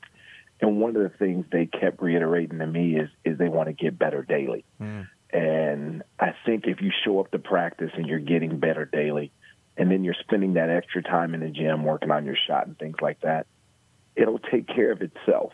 So that's one of the things that we really try to focus on is, are we getting better every single day? Because if you have that day, there's a day before a game or 2 days where you take a day off in practice as a group, you're probably going to struggle in that next game. You have 3 seniors on this team. That's almost a little scary for how deep you guys are, in the sense that you've got a lot of players who have to step up, and as a result, they're getting a lot of experience now versus needing to get that experience later. You're led by Miles Mitchell-White at 13 some odd points a game. I just lost it. Where is it? There it is, 13.8 points a game. Jarrett Bogus at 13.2 and Giovanni Chatham at 11.3, and then 8+ for both Daniel Ramis and Eddie Amado. It's those underclassmen, though, in that mix. They're the ones who are really helping this squad. Those young men graduated last year. Oh, do I have last year's stats in front of me? Yeah, I do. Oh, stats. my Lord. Let me try that one again. So, sorry about that, Coach. I thought I clicked on the right you're link. Good. You're good. Oh, you know what? That's why. I was looking in the wrong spot. I was wondering why these names didn't add up. This is what happens when you click on the wrong darn link, folks. Here we go. Akbar Hoffman. I've heard of him. 18.8 points a game. Miles Mitchell-White, who I mentioned before, 14.5 points a game. Eddie Amado, I apologize, 9 points a game. And then Robertson at 8 points a game. So, yeah, a couple different names in there. But Hoffman, obviously, the big guy here. Again, though, it's underclassmen. It's guys who aren't necessarily the senior class who are contributing. Absolutely. There's really one senior that's playing quite a bit of minutes, and that's Jordan Roberson. Yeah. He was the first guy I recruited, 44-year guy I recruited when I got here. So to see the progression of the program to where we started 4 years ago to today, him and I we talk at least once a week, and he's just thrilled because everything that we spoke about when I got him it's coming true for him. And first and foremost academically, and inner city Union City high school kid maintaining a 3.7 GPA and leading the NJAC in offensive rebounds pretty much his whole career. It's a pretty special situation for a young man like that. Yeah, that says a lot, to be honest with you, because the other thing, too, is he's got to check his ego to the door a little bit, right? I mean, he's the 4-year senior guy, but that doesn't mean this team goes through him. Well, he's such a great teammate, and he leads us every single day with his energy and his effort. But it's those underclassmen that really make us special. And it makes me feel good as a coach, knowing I got all those guys coming back. Yeah, including a guy like Miles Mitchell-White, who's a sophomore on this squad. He's second on the team in scoring, as we just listed accidentally. Was one of the top guys in scoring as a freshman. It's those kind of guys that make this program tick and make it scary for the next few years. He's a guy he's not necessarily taking a back seat, but he's really been able to do a great job of running this team. Because he's a guy that, in my opinion, he can get 20 a night if he wanted to. But he's sacrificing his scoring for the betterment of the team. And I just, I take my hat off to it because that's really hard for young players to do today. Yeah. You're right. It is. Sometimes people click differently nowadays, or and to understand you have a different role, it's got to be tough as a coach. How do you explain to young men that, hey, your role's got to be a little different? That might mean a little less in the spotlight and a little less in the headlines. Absolutely. I think the biggest thing it comes down to is how bad do you want to win? And I think when you want to win at the level that these young men told me they wanted to win at, I think they make sacrifices. Mm-hmm. That's an interesting way of putting it. Yeah, that's a good point. What's the interesting thing I see in this league is the coaching. And listen, the Chuck McBreens of the world are still there, stalwarts of the league, and certainly darn good. But there's a bit like you, TCNJ, and elsewhere where there's this influx coming. Who is the one who just hired recently? The assistant coach name. Thank Adam you, Hutchinson. Adam. Thank you, Hutchinson, who was at WNL and then was at Amherst for a year as an assistant coach. There's this new influx with a different point of view. It's not that New Jersey point of view per se. I know you're a Newman grad and all, but it's not the old school New Jersey coach's point of view. How much has that changed this conference? How much has that changed the recruiting and the mentality of this conference that maybe has helped lead this conference kind of back into the national conversation? I think it's drastically changed. Me and Goldie were talking when we were up there, and, from a scheduling standpoint, from a recruiting standpoint, you just really try to change not necessarily the image, but the way people view our league as a whole. And in doing that, you go play the Rochesters, the Williams, and those guys of the world, just so, people start to put us back on that level of, as you said, a decade ago, when the NJAC was considered one of the top 2 or 3 leagues in the country. You talk about the scheduling. You've got Williams ahead of you, though it's at Moravian. Who knows if you signed up for Williams when you said you go to Moravian's tournament? I actually did. Okay, good for you. Good for you. You also have Virginia Wesleyan, who's maybe not as ferocious as they were. It's still a well-led team by Dave Macedo. I know the conversation in this conference, especially from our vantage point, and me on this mic, has been you got to improve the schedules. The SOS numbers have not been good. And this has been the conversation of, well, we deserve another team in the tournament, whatever it was, a second or third. And the conversation was always, well, the SOS needs to improve. We've seen that improve. I'm looking at your schedule, and I'm thinking, some of that message seems to be there because you are playing Williams and Virginia Wesleyan. I see some other games. Even New Jersey City has changed a little bit of their scheduling to that degree, and I'm seeing some other. Is that a conscious conversation with coaches right now? That you guys are all saying to each other, we need to improve this number because especially we're beating the heck out of each other? 100%. I think me and Mark were in a gym last year sitting together talking, and that was the one thing that he kept saying to me. He's like, you got to get your SOS numbers up. You got to play tougher teams. I'm like, because, and especially if it's on their home floor, your home floor, you got to go play those tough games. Right. You look at, you have Staten Island, Penn College, CCNY earlier this season, RPI, though, and then Rochester. So you saw that, and I know it's not an overnight thing, and certainly, there could be misses. I get Staten Island, though, is a pretty safe one there. Are those Penn College games, though, are those sometimes out of necessity more than because, you just felt like picking up Penn College? Well, I think sometimes, at the Division III level, you have these gigantic rosters. Yeah. And I'm fortunate enough at a state school in New Jersey to where I've been able to get young men like Miles Mitchell-White, Irving Callender, Justin Porter, guys that probably could play a step up, at a low-level Division II level. And so, but then I got these other freshmen, Devin Cooper, Troy Edwards, the guys that I need to develop. And I need to get them playing time because you and I know, as much as we like to say that, hey, you develop in practice, yes, you do, but you also got to play because as well as the Division I level all the way down to the Division III level, the transfer epidemic it's outrageous. You kind of just segued into what I was going to talk about. There's some who've been chatting about the transfer rates in the NJAC, or at least it's come up because New Jersey City certainly got a bunch of transfers in the last couple of years that have bolstered them, and I'm not knocking it. The WIAC has some tough rules about it, but some other state schools have it. New Jersey, it's very easy to transfer your credits, and there's a lot of reasons why transfers are there. Is transfers okay in the NJAC the way you guys have this set up?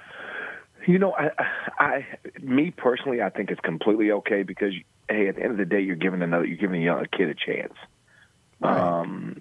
And it's one thing if you take a transfer that, has been to 4 different schools and this and that, but, if you're taking a transfer coming out of community college or a Division II school, those kids need an opportunity as well. Mm-hmm. So I don't see anything wrong with it.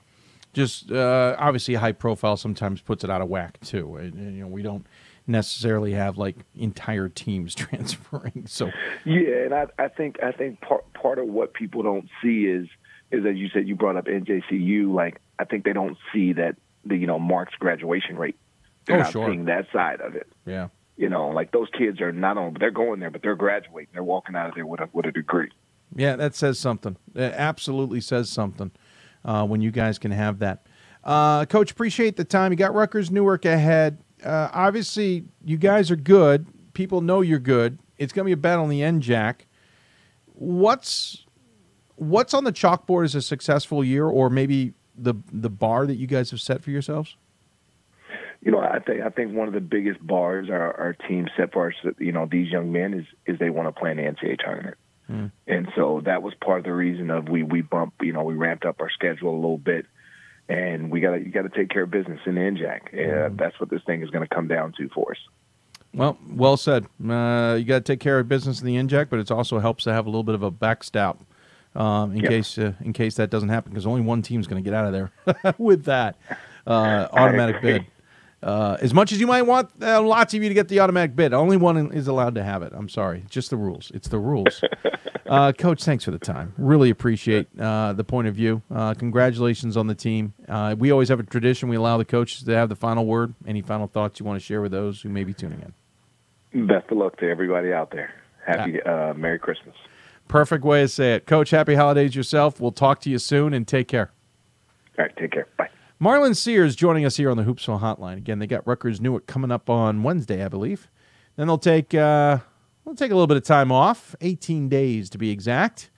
And then they'll head off to Moravian College in Bethlehem, Pennsylvania to take on the current number 2 team in the country, Williams, and then Virginia Wesleyan as well. And then it's conference, and nothing but conference the rest of the way. Couple dates to circle besides that tournament we were talking about. They'll have a rematch with Ramapo on the 23rd and a rematch with TCNJ on the 26th of January and a rematch with New Jersey City on the 30th.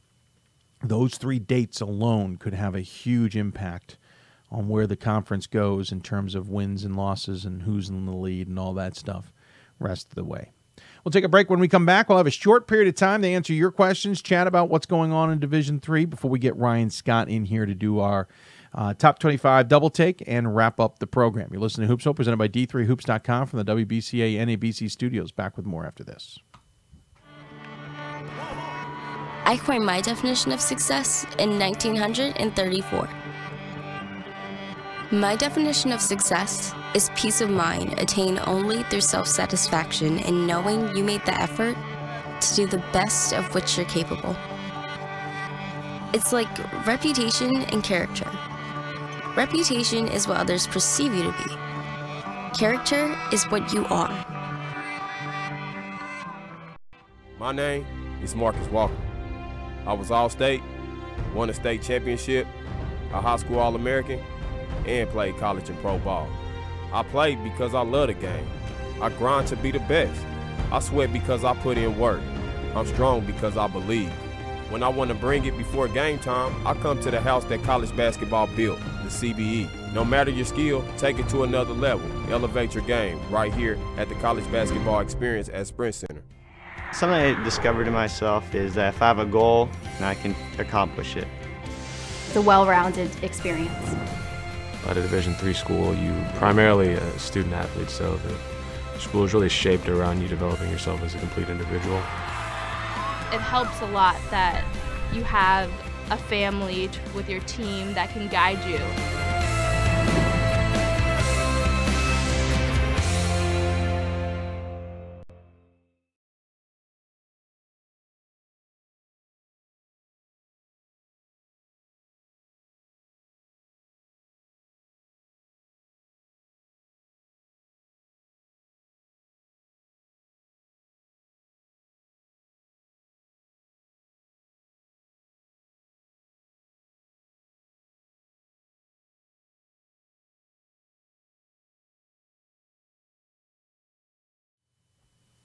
Welcome back to Hoopsville, everybody, on this Sunday evening. If you've got questions for us, tweet us at D3Hoopsville or hashtag Hoopsville. Email us hoopsville at D3Hoops.com. Join us on Facebook, Facebook.com/Hoopsville. Our friend Andrew tuning into the show and pointing out that Hope Men had lost, and we did notice that. I will most likely be removing them from my top 25. I was the only one who was still voting for them, apparently. We should point out Wesley and Salisbury played earlier today, and the only reason I bring that up was Salisbury. Remember, we had Chase Kumar on the show on Thursday, their senior and the senior captain, I should add. They were going for a school record best start to the season at 9-0. That's what I was trying to say. And got it, though it took overtime against Wesley and a last-second shot. But Salisbury continues to move along at 9-0. They were the first team out of the top 25. Maybe they break through. They had to use overtime to get past Marymount, and they needed overtime to get past Wesley. I'm not sure how the voters will receive that. I'll be honest, I'm still in a wait-and-see attitude there with Salisbury. I'm not sure I'm ready to jump on it yet. The one I got to figure out is Christopher Newport, whether I'm ready to jump in on them right now or not either. On the women's side, a couple of results. Obviously, Bowdoin had to come back on Mass Dartmouth. We talked about that on Thursday's show as it was taking place. Scranton was idle, by the way. if anyone is interested. Messiah had an easy week. So did Amherst. Tufts didn't really have much of a challenging week. Illinois Wesleyan had an interesting week. They took on Stevens Point at the beginning and won by 5, then defeated Elmhurst by 10, and then had to get past Augustana and beat them by 7. That was all this week in women's basketball. East Texas Baptist continues to play well. They beat Sul Ross State 82-54. We talked about Mary Hardin Baylor playing well. Going back up to number 2, Hope, by the way. They're undefeated, but Albion nearly tripped them up. Hope was trailing after the third quarter for the first time all season, had to rally back to beat Albion 74-66 to remain undefeated at 6-0. By the way, Randolph-Macon may pop into the top 25. They beat Mary Washington, St. Mary's, and number 18, Emory and Henry this week by 5, 32, and 3, respectively, to be 9-1 on this season. The other teams to watch on the men's and women's side out of the same conference, same school, Mount Union. They're playing pretty well. I'm really interested to see how they kind of break through a little bit here as well. Coming up in a bit, Ryan Scott will join us to talk top 25 a little bit. Sorry, I thought I got an email from somebody. I did not. Again, I think we got 2 polls left. I know the conversation was actually taking place, and I wasn't paying attention.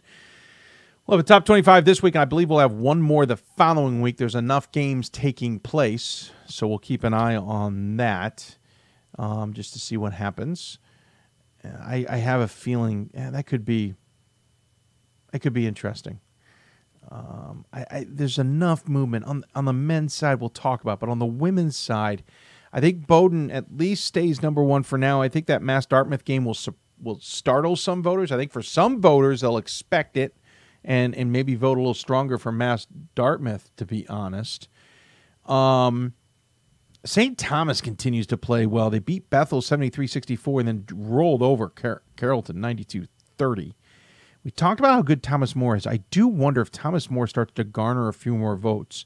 Sitting 4th, undefeated, I do wonder if maybe they start moving up the poll a little bit. Here's the thing. At some point, they may fall down the poll this year because they're not playing games or not playing any against Division III opponents. Chicago lost to them. That's expected, and here's always where that situation I'm going to watch carefully is. Thomas More with 549 points, Chicago with 524.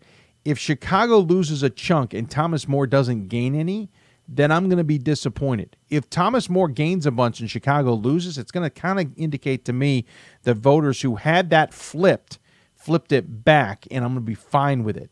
I just don't think that Chicago deserves to lose a ton there, losing though by 13. That's a really good Thomas More squad, and they're going out there and challenging themselves. Hats off to them for doing that too. Tufts had an easy week, as mentioned. Amherst had an easy week. George Fox played a non-Division III in Multnomah. I think I'm saying that wrong, but there's a famous falls out there by the same name. Messiah, we talked about earlier, got a win over Hood and Alvernia. Not a tough week. Trine didn't have a tough week, though Calvin gave him a game. I'm actually a little surprised that Calvin game wasn't closer.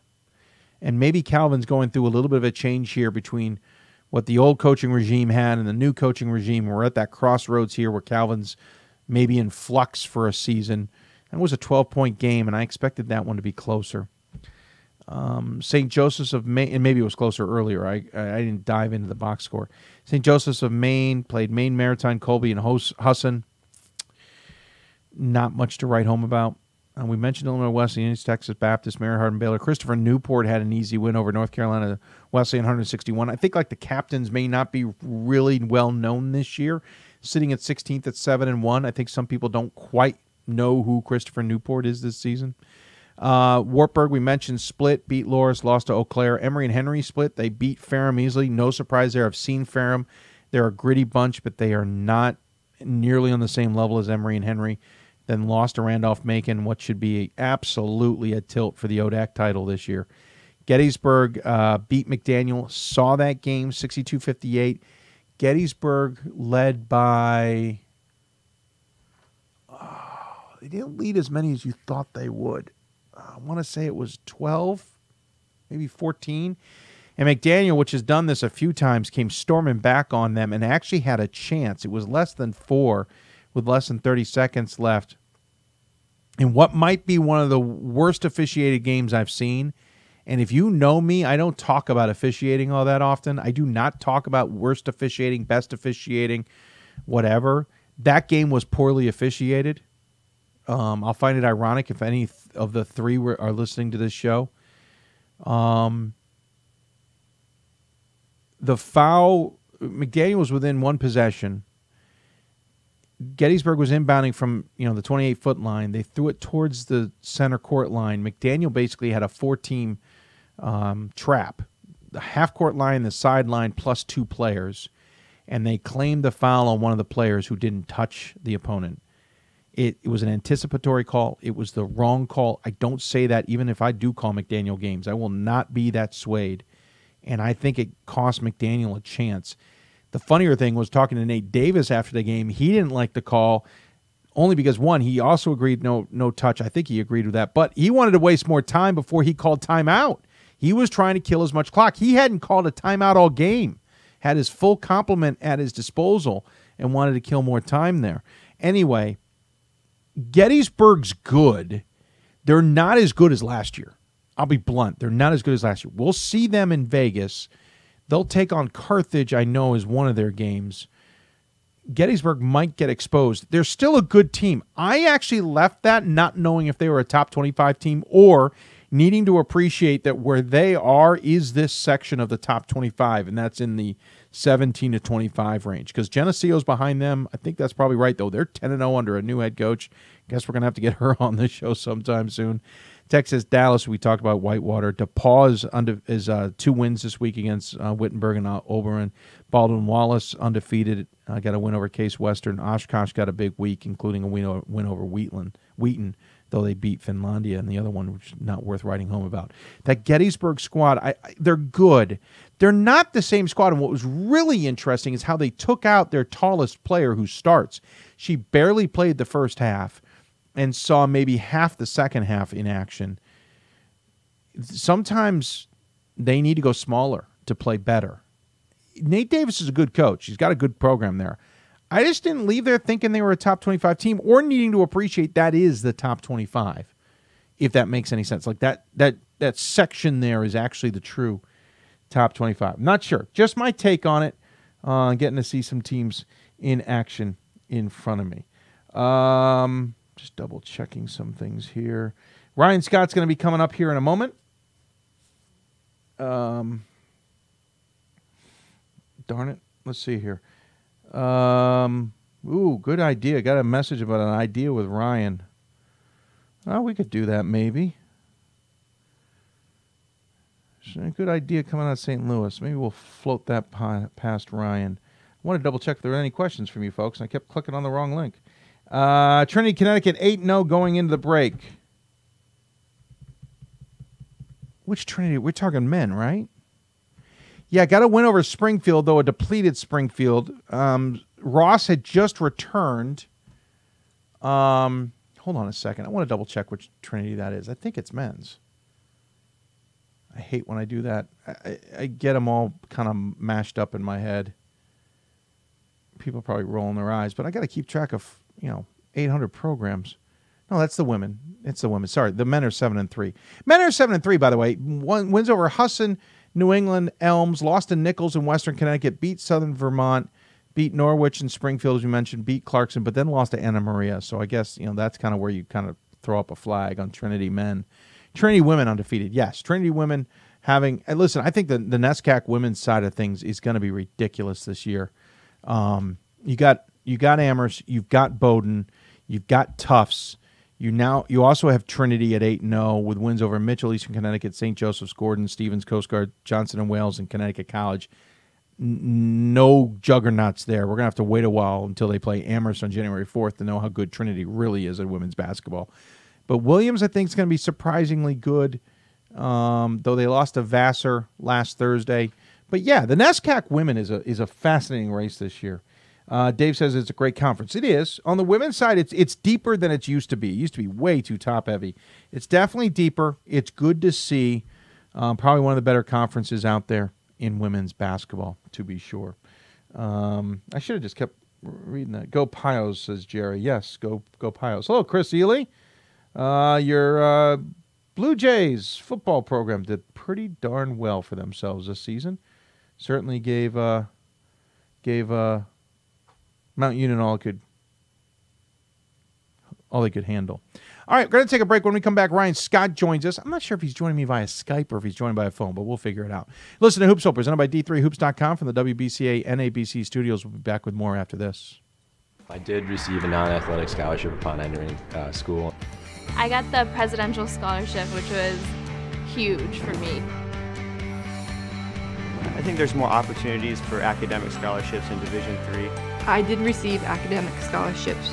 Just being involved on campus, being a leader, all those things combined kind of get me recognized.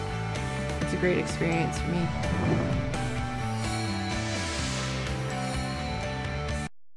My name is Marcus Walker. I was All-State, won a state championship, a high school All-American, and played college and pro ball. I played because I love the game. I grind to be the best. I sweat because I put in work. I'm strong because I believe. When I want to bring it before game time, I come to the house that college basketball built, the CBE. No matter your skill, take it to another level. Elevate your game right here at the College Basketball Experience at Sprint Center. It's on us to stop sexual assault. In any way that we can. To get a friend home safe. To never blame the victim. It's on us. To stand up. To make our community safe for all. It's on us. It's on us to look out for each other at parties. It's on us. To be more than just a bystander. To step up and say something. It's on us, all of us. To stop sexual assault. Learn how and take the pledge at itsonus.org.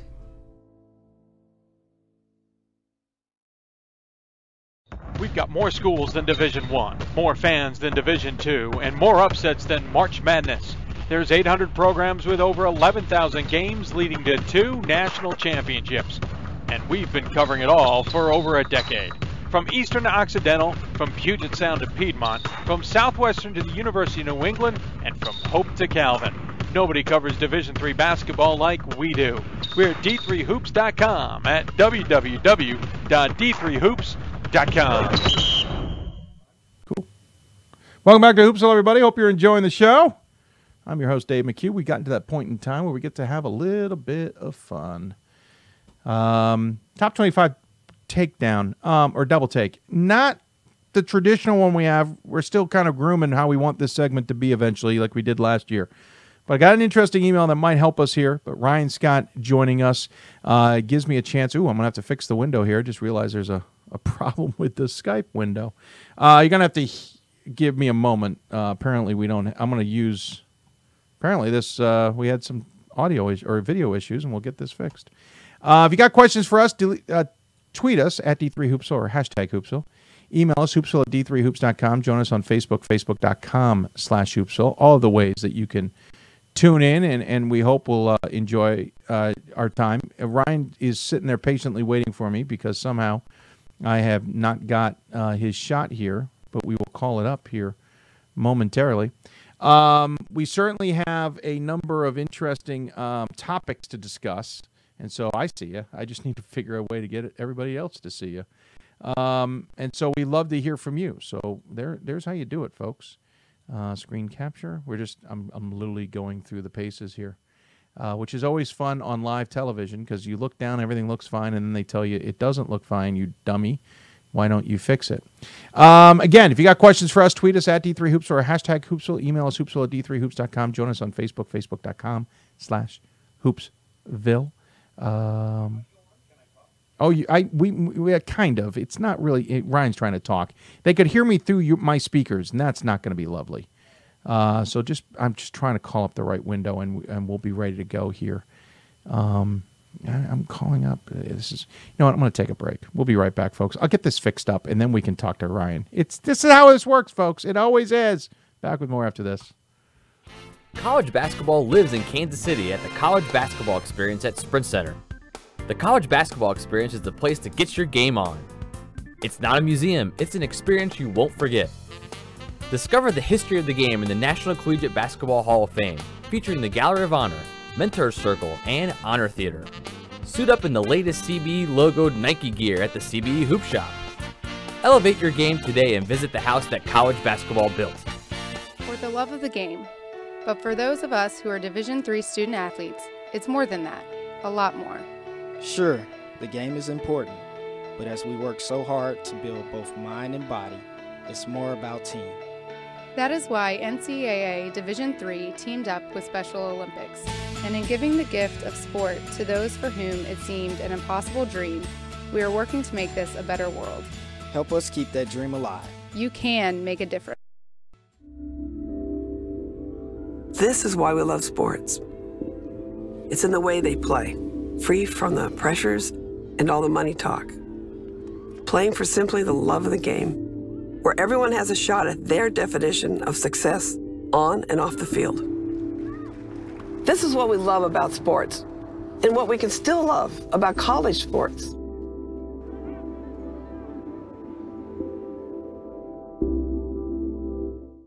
We've got more schools than Division I, more fans than Division II, and more upsets than March Madness.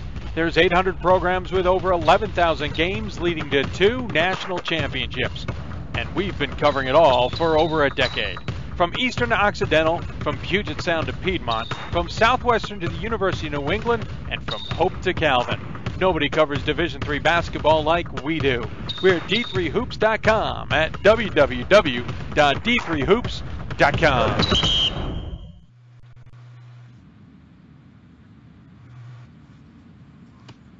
Welcome back to Hoopsville, everybody. I do have it working. Ryan has joined us. You can wave to the world, Ryan.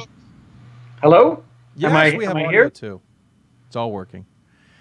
If you got questions for us, tweet us, as we mentioned. So top 25 breakdown. Obviously, we're voting at least one more time. I think we're voting 2 more times, just for the record, if anyone's curious, if you care. And as a result, sir, I would argue we have an interesting scenario here because we haven't got a ton of games, but we have some games that are going to have some impact on how everything goes. But we also have this huge group of teams that are either undefeated or with 1 loss that are lurking, if you know what I mean. You know, lurking, Yeah. like, hey.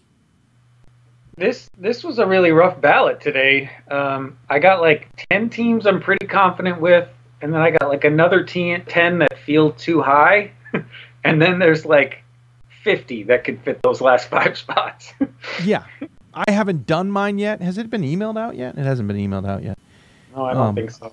No, it hasn't. But I know what you're saying. I cannot believe there's literally anyway. Yeah, I'm kind of with you. I'm kind of stuck in the middle, as it were, too, and I don't know where to take it. I'm be fascinated, really, with some. I'd be fascinated with how some voters go. I think some voters have been overreacted to some teams. I'll admit I overreacted to some teams. I absolutely overreacted. But then those teams come back with wins, like Wheaton beat Illinois Wesleyan, and I go back to thinking, okay, so maybe I was okay with that vote. Yeah, this is what happens early in the year, right? Is our perceptions of teams change wildly. So, like, I voted Oshkosh very high in the preseason, like everybody did, because they're bringing back most of the team, and I dropped them pretty quick because some of those results didn't look so great. Now I've got them back up again because some of the results look a little better than they used to. Right. That's the problem. Yeah. They're driving me insane. And then you've got teams where you're really guessing. I mean, some of these undefeated teams, you know, a team like Amherst, you know the talent on that team, but they haven't really played anybody, and when they did, they lost. And so I don't know how to compare that to even someone like Rochester or Scranton or Salisbury, you know, that you just don't know what's happening yet. All right, I can't find this wonderful email I got, which is going to drive me absolutely through the roof. Yes, I could try the junk mail or the trash mail, and I did look there. It's not there. It's driving me insane.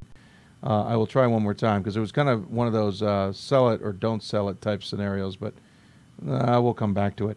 But yeah, I mean, listen, I don't know how much you caught of the Illinois Wesleyan Augustana game, but that was thrilling. But that then told me that maybe Wheaton was better than I thought. Not what I thought, but how much maybe my gut shot on them initially was okay, and last week was just an aberration. But then there's other programs. Listen, I feel leery about Hamilton, where they're sitting. I feel leery about Plattsburgh. I know they lost. I just didn't feel like they were number 10 yet, or had proved to be number 10. But then you get results. You sit there going, well, but where else am I going to put them? Right. Yeah, and that's what I said is there's a group from 11 through 18 that are all good, and I know they're definite top 25 teams, but I don't think any of them are as good as the spot I have them in. But there's no one else to put there. So, by the way, I found the message. It wasn't in my email, somewhere else. All right, so I'm gonna throw this as kind of a buy or sell. What do you want to go at this? Jerome from St. Louis sent us these ideas. From St. Louis, all right. Yeah. All right. So team.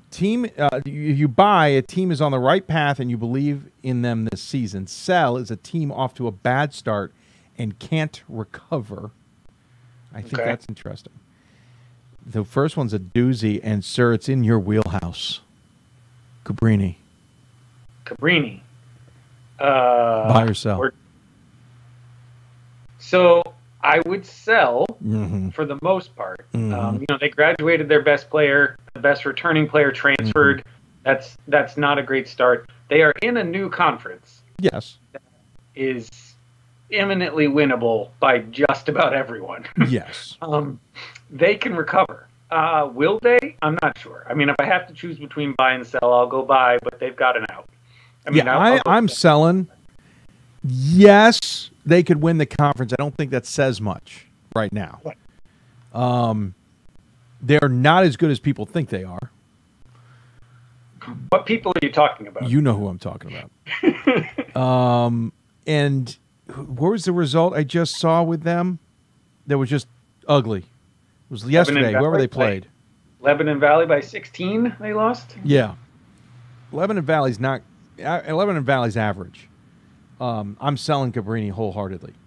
Next, they're 2-7, and it's not a great schedule. No. And they've lost most of those games.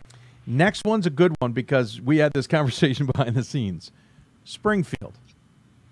Oh, yeah, I think Springfield's really good. I'm buying them all year, as long as we don't have any shoulder flare-ups. The way they played against Williams, I caught a good part of that game. Yeah. They're not quite where they were at the beginning of the year. They're not quite where we expect them to be, but all the parts are there. Williams had a great game, and Springfield hung right with them. Jake Ross is a big part of that team, and when he's not there, they suffer. He's back now. They still lost a couple, but I think they'll be able to recover all right. The big thing will be they have to win the conference now. They got to beat MIT. Right, and that's and a colleague of ours kind of, I think, admonished us, probably rightly so, where we were both kind of giddy, like, hey, if Springfield comes back, they're going to be darn good. Listen, they get in the NCAA tournament, they're going to be a tough out. I am absolutely buying them because I think once they get back into the swing of things and can play well, great. But they have put themselves in a little bit of a hole, which may require an at-large, or they got it, and that at-large could be risky. They may need to beat MIT for the AQ, which is okay. I think MIT gets in. But, I'm still buying. I still think they're darn strong. New Jersey City. I'm sorry, Ira. I'm selling hard. I haven't seen anything like what the potential was when the season started. They're gritty. They're tough. They play hard. But I'm not sure they figured out exactly who they are yet. And based on what we saw last year, it's a lot of the same guys. I know they had some transfers come in, but I'm just not sure that's a team that's on a nationally competitive level. I'm gonna buy, and I'm a little nervous, but I'm gonna buy. I'm buying for one reason. I think they do finally mesh. I think Coach Mark Brown's good enough to figure out how to get these guys on the same page. They definitely need to learn to go without some hype right now. I think they need maybe the spotlight turned away from them. Hint, hint. To particulars out there. I think they need to find themselves. I think they're going to be dangerous. I think they can win this conference. I think the conference is winnable for them. Montclair is going to be tough. There's going to be other tough teams out there, but I think they can find themselves at the right time and be a darn good team. The problem is they've done the same thing, but by shooting themselves in the foot, by putting themselves off to a tough start. So the caveat here, they're 7-3. It's not like the other two teams we've talked about that are dug themselves a big hole. No. They're in a good shape. And from what I understand, they're looking at 2 more Possibly. guys coming on over into the second semester. Which Yeah, could change my only things. concern, again, will be how does the team mesh? I was concerned about in the offseason. You and I talked about it. I said, you bring these guys in, it's all well and good. It looks great on paper. You got to get everybody to mesh. They got to understand their roles. I think that's where they're struggling right now. They're up and down. They had, what looked like a good game against Albertus Magnus. The loss to Montclair did not startle me because I thought Montclair could give them a game. It was yesterday's game of nearly blowing 17 points in the second half is what concerns me more than anything else. Yeah, I mean, they've been inconsistent, and at this point of the season, the teams you're looking for are the consistent teams, the teams that when I know it's a lot of eye tests that we don't like, but when I see a team and I'm not worried about them, watching them, right? When a team makes me nervous just watching them play, that's not a good sign. and, I agree. And ACU is a pretty nerve-wracking team to watch. No, I'll give you that. I absolutely give you that. Yeah, sure. So let's go a little to another direction with this one. Let's go with who was it? Oh, how long is this list that he gave you? It's a good list. Rochester. So 9-0. speaking of what we were just talking about, I don't think Rochester's as talented as their record shows. I'd agree with you. I did watch the end of these 2 games this weekend that were tight, and they played smart, controlled basketball. And they very well could have lost both of them.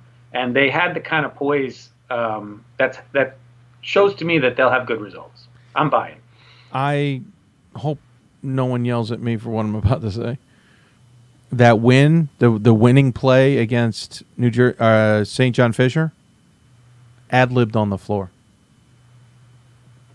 That baseball pass off the free throw? Yeah. Not drawn up. Well, you could tell because you could hear the entire huddle over the. Yeah. Oh, I know. Hear what they were saying. I know. That's how I found out. Through other means, that's how I found out. By the way, interesting enough. Even if the coach doesn't draw it up, the guys were aware of that. I think it still speaks to their maturity. That's the big team in the UA that's got tons of experience, and I think that's showing. Yeah, agreed. By the way, interesting that camera's microphone is on. The camera behind the home team has not got its microphone on. Wheaton, Illinois. We kind of were dabbling with that one. Buy or sell? So, I guess I have to buy because I'm voting for him this week. I thought it was an overreaction when they popped in before, but comparing their results to what we've got around the country, I think they deserve it. I've got them at 24 this week. I think Francis is playing much better than he has before. He's passing a lot more. He's making a lot better decisions. You can't deny the talent. And they've got some good wins already. I'm not willing to say sell on Wheaton. As much as Francis is playing better, I said on this air already, I think he takes still too many shots. I think he needs to find his teammates more. I think that's going to hurt them in some cases. I think we've already seen that in some cases. But he also nails some of the biggest shots you can imagine. And so I'm willing to buy right now, but I'm a little nervous on the sell. By the way, whoever sent us this is absolutely loving it. Well, he thinks it should become a staple for us. I'm fine with it becoming a staple, but someone's going to have to come up with a create list. I don't think it's fair if we do because we're going to set ourselves up. No, we don't need to be making the list, but I'm happy to talk about it. I think if someone else makes a list every Sunday, I'm willing to buy and sell. I don't know if we need to make it up because I guarantee you I will find a way to set it up for my advantage. Speaking of Wheaton, we might have an issue this year because the other Wheaton in Massachusetts is 9-1 right now. True. Their schedule's been a little weak. I'm not voting for them just yet, but having to add the little parentheses with the state on there is going to be something new. Fair argument. Wabash. So Wheaton was my number 24. Wabash is my 25 this week. I didn't like it. I feel like I want to see a couple more games. Feel like you're kissing your sister? Well, I'm not as high on Worcester as a lot of the other voters are. Either am I. I'm not voting for Worcester either. They're, it's one of those last 5 spots I don't feel good about anybody I put there. 6, really. The last 6 spots. To be honest with you, watching you struggle is like watching. Now I know what I look like because I have the same reactions you do. I just feel like that was they played pretty well, and so far, every one of the teams I put at number 25 on my ballot has terribly screwed up the next week. That's so true. Nobody knows that. That is true. You got like the 25th jinx. I had Yeshiva on there. I voted for Lake Forest. I voted for Keene last week. I was the 1 point. Yeah, you don't want me voting for you, number 25. Who's 25? Oh, yeah, that's right, Wabash. All right, next one's an interesting one. I don't know if they're on your radar. They're 8-1 on the season. Everyone's on my radar, Dave. Everybody is. Oh, listen to you. Mary Hardin-Baylor beat Shriner, Texas Lutheran, Trinity, Texas, Southwestern, Shriner a second time, East. By the way, in non-conference play, East Texas Baptist, lost to Laterno, beat Texas Lutheran, beat Texas Dallas. Yeah, absolutely on my radar. I did Buy or watch. sell? I'm trying to remember which game. At this point, I'm still selling, but I think they can talk me into it. The hard part, we always say with those ASC teams, is you don't have a lot of comparison. Yep. And again, the schedule they put together, they got Shriner twice, they got Texas Lutheran twice. It's just hard to know exactly. I've watched part of one game, and I think it's a really talented team. I actually think the level of play in the ASC is better this year than it even has been the last couple of years. I'd agree with that. I think that the actual games on the floor are much more entertaining. They're much more athletic. They're at a higher level. So I'm willing to give them the benefit of the doubt, but they haven't quite sold me yet. Here's my take. It's going to be a little weird, and this is without talking to Ken DeWeese. But when Ken thinks he's got a good team that's going to need to be in position, he doesn't schedule Shriner twice. That's the type of stuff he hates. He'd rather go out there and test himself, go to the D3Hoops.com Classic, for example, or go elsewhere to pick up other teams, or get teams to come to him. Mm-hmm. So I'm going to sell based on what I'm seeing of a schedule. I don't know if Ken thinks he's got this, and I haven't talked to him, so I could be dead wrong, but I don't know if Ken thinks he's got as good a squad as that 8-1 record indicates. We may get him on the show at a later date to confirm or deny that, but I think if he really thought he had a squad under him, and I know this is a 2-year process, so it's a little bit, but I think he would have had more non-Texas teams on there. Yeah. I mean, I look at it, it's an okay schedule. They've won most of the games. The loss was to Laterno, who is a talented team, but maybe a little inconsistent.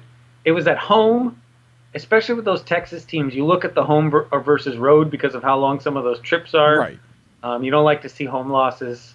It's hard at this point. I mean, it's a toss-up. Don't take my word for anything till about mid-January. Yeah, agreed. I think he maybe thinks he can win the conference. I just don't think he thought there's an at-large chance with his squad. Maybe. Maybe he thought he was going to take enough hits in the ASC is my point. I hope he's listening because I want to know what he's going to say to you. If he's not, we'll get him on the show at some point. Yeah. Final one is really interesting, but we kind of talked about him already. Salisbury. Yeah, I mean, they're punching above their weight. I think they admit that even. You had Chase on the last show. Yep. They're coming together really well. They had all their adversity before the season started, so they kind of had a mid-season gel early on. I'm not voting for them because I don't think they're a top 25 team. Their results maybe deserve it, but I've seen them play a couple of times now, and I want to see that consistency for more than a month before I'm willing to put them in there. Yeah, I'm selling not on the definition of off to a bad start and can't recover. I'm selling on the sense that, yes, hey, great run. They're 9-0, which is a new school record or program record. All good things, but they don't have much of a schedule there. It's not like they're playing world beaters. They've had overtime against Marymount and Wesley to pull this off in the last two.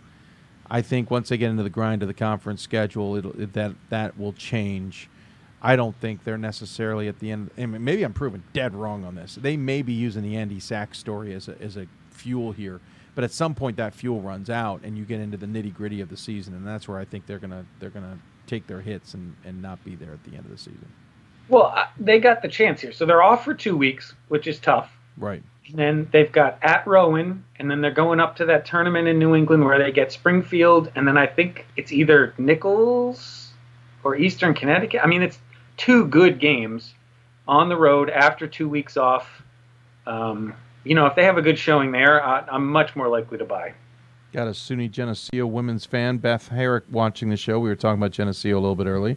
Dave says, buy or sell St. Joe's, Connecticut men. Yeah, that's a setup, isn't it? I'll buy them in 2 years. Yeah, I'm not ready to buy them right now. Are we selling futures? Yeah, we're buying. I'll tell you, so Chris Childs, the freshman, obviously, point guard there, impressive player. Really, really impressive player. He's one to watch. Worth watching a game or two for them just to see that kid play. I think they can certainly have a heck of a season. I don't think they get past Albertus Magnus. I don't think they come out of the conference. I don't think they make the NCAA tournament.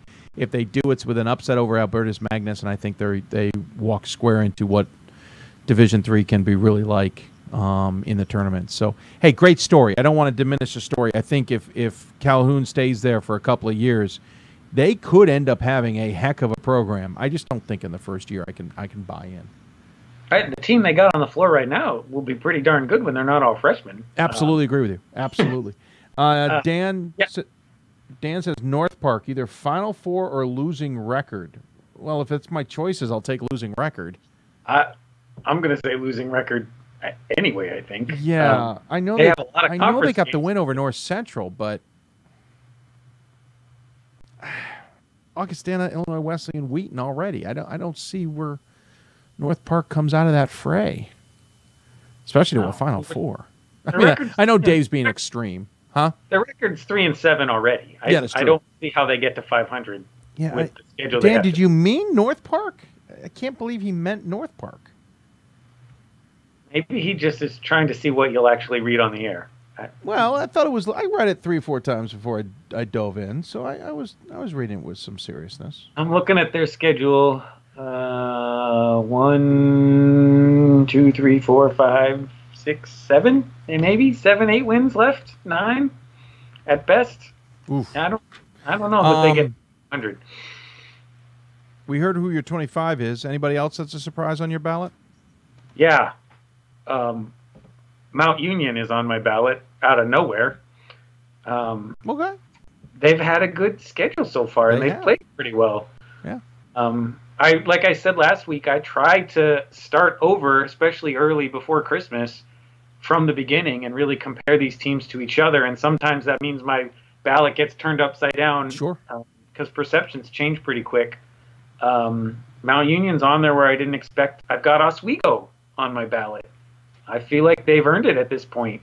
With the win over, I just forgot who they beat. Well, everybody, right? Aren't they? Yeah, no, but they beat somebody who was Nazareth. They beat Nazareth. Yeah, they beat Nazareth. That's who it was. Yeah. So I just think the schedule's strong, and they've won all the games. At some point, you have to reward that. So. Yeah, I don't always agree that the schedule's strong is what you said. Schedule's strong. In that case, I buy. All of these are down towards the bottom of my ballot, and I'm really trying to reward, teams that have played decent schedules and win most of the games. It's the decent schedule part. I agree with you, though. Absolutely. I think that's going to wrap us up. I'm going to wrap up the show with they beat Wheaton, he said. North Park. I know they beat Wheaton, but they got to beat them twice. As he said, if they 3-7, and one of their wins is in the over conference, Wheaton. I guess that's a 500 season, but yeah. There's no Final Four in North Park's future this year. Does he mean the CCIW Final Four? Ooh. Because maybe. I mean, I guess beating North Central gives you a chance at the 4 seed in the conference. Yeah, I guess. They're still 3-7. All right, we're done having that conversation. No. I'm done talking about North Park until they're above 500. By the way, MIAA is going to have a 6-team tournament this year. I kind of like it. Didn't the CCIW talk about expanding? Is that happening? They did. Don't know if it's not happening last I checked. Okay.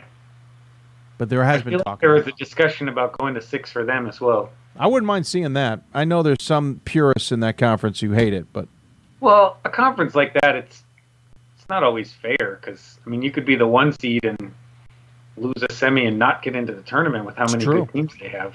That's true. And furthermore, that those teams playing that first round game kind of gain a little bit of momentum, a little bit of don't have that time off that the one seed and 2 seeds have. They could come in with a little bit of momentum. You're right, and kind of topsy-turvy the whole thing. Totally. And depending on the year, you can mess the SOS up for the Pool C teams, and there's a lot of consideration. Yeah, there was 6 that tends to be less of a likely, but you're right. You're right. You're absolutely right. All right, sir. Well, I'm going to let you go on that note. Thanks for taking the time. We got one more Sunday show, so either we'll get you on or Bob or get all 3 of us on at the same time and have a little chat before that. But anything you're looking at for the week ahead, or is that too much of a gut shot question there? No. We go day by day around here. Yeah, exactly. There we go. Okay. Yeah. Oh, trust me, there's times I look on the schedule and go, oh, they're playing tonight. Okay. Need to schedule some time. Hey, sir, thanks for the time. Appreciate it as always. Any final thoughts?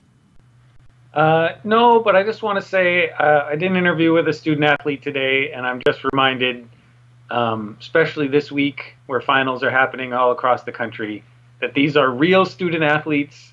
And in many cases, basketball is a secondary consideration this week, at least. Really a lot of impressive young people that we work with all the time, far beyond what happens on the court. I am looking forward to this story, mainly because I sent you one of the subjects. Yeah. But I am looking forward to this story, and well put indeed. You take care. We'll talk to you soon. All right. Ryan Scott joining us on the Skype hotline. Dave DePalma mentioned St. Joe's men. He said, I wanted to bring that up for the storyline. Dave, the storyline's there. We're talking about it. If you've missed the show, we've talked about St. Joe's, Connecticut men. We have done it. They've been on this show.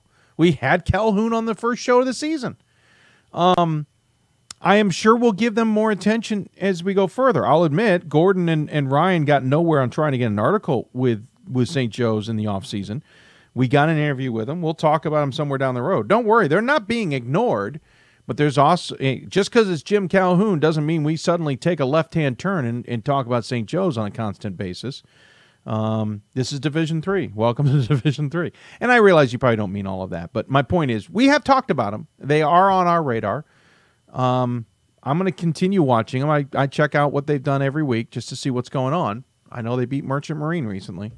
But that's about it. But congratulations to them. We're going to wrap up the show. We've gone a little into overtime tonight. Did not mean to do that, but we're going to get going. You've been listening. I want to thank everybody who's been on the show tonight. Of course, our guests, including Ryan Scott, who joined us, but Jon VanderWal at Marietta, Alyssa Kittner at Widener, and Marlon Sears at Montclair, and of course at those schools, sports information directors, including Jeff at Marietta, Chad at Widener, and Mike at Montclair. Appreciate them taking the time to help us. Already got our ideas for Thursday. Tune in. We're already going to be booking those up in the next 24 hours. Top 25 vote comes out tomorrow. You can find out more about that on d3hoops.com, of course. And lots of other good stuff on the way. Good. We have 3 more shows. This Thursday, next Sunday, the following Thursday. Should be a lot of fun as we get up near Christmas time. And then don't forget the d3hoops.com Classic. Lots of good basketball this time of year. But as Ryan said, keep an eye out for these student athletes. You know, they are students first, and this is the time of year where that's so important. And with that, we'll sign off. Thanks for tuning in, everybody. Hope you enjoyed the show. If you got questions for us in the meantime, you can always follow us on Twitter, Instagram, Facebook, and whatnot. At D3Hoopsville for both at D3Hoopsville for both Twitter and Instagram, and hashtag Hoopsville. And of course, you can always find us on Facebook at facebook.com/Hoopsville. If you have guest ideas or thoughts you'd like to share, you can always email us hoopsville@d3hoops.com. This show is copyrighted by DMAC Productions and myself, Dave McHugh. If you'd like to reuse any parts of the show or the show in its entirety, we appreciate it, and we love the fact you would do that, but please just contact us first so we can give the necessary permissions, just so we know, doing our due diligence and understand where our show is being recreated, or not recreated, but redistributed. And on that, have a wonderful rest of your Sunday. Look forward to some good Division III basketball this week. And to those student athletes out there who have not yet finished their finals, good luck on your finals as well. Good night, everybody, and have a good one. See you on Thursday night.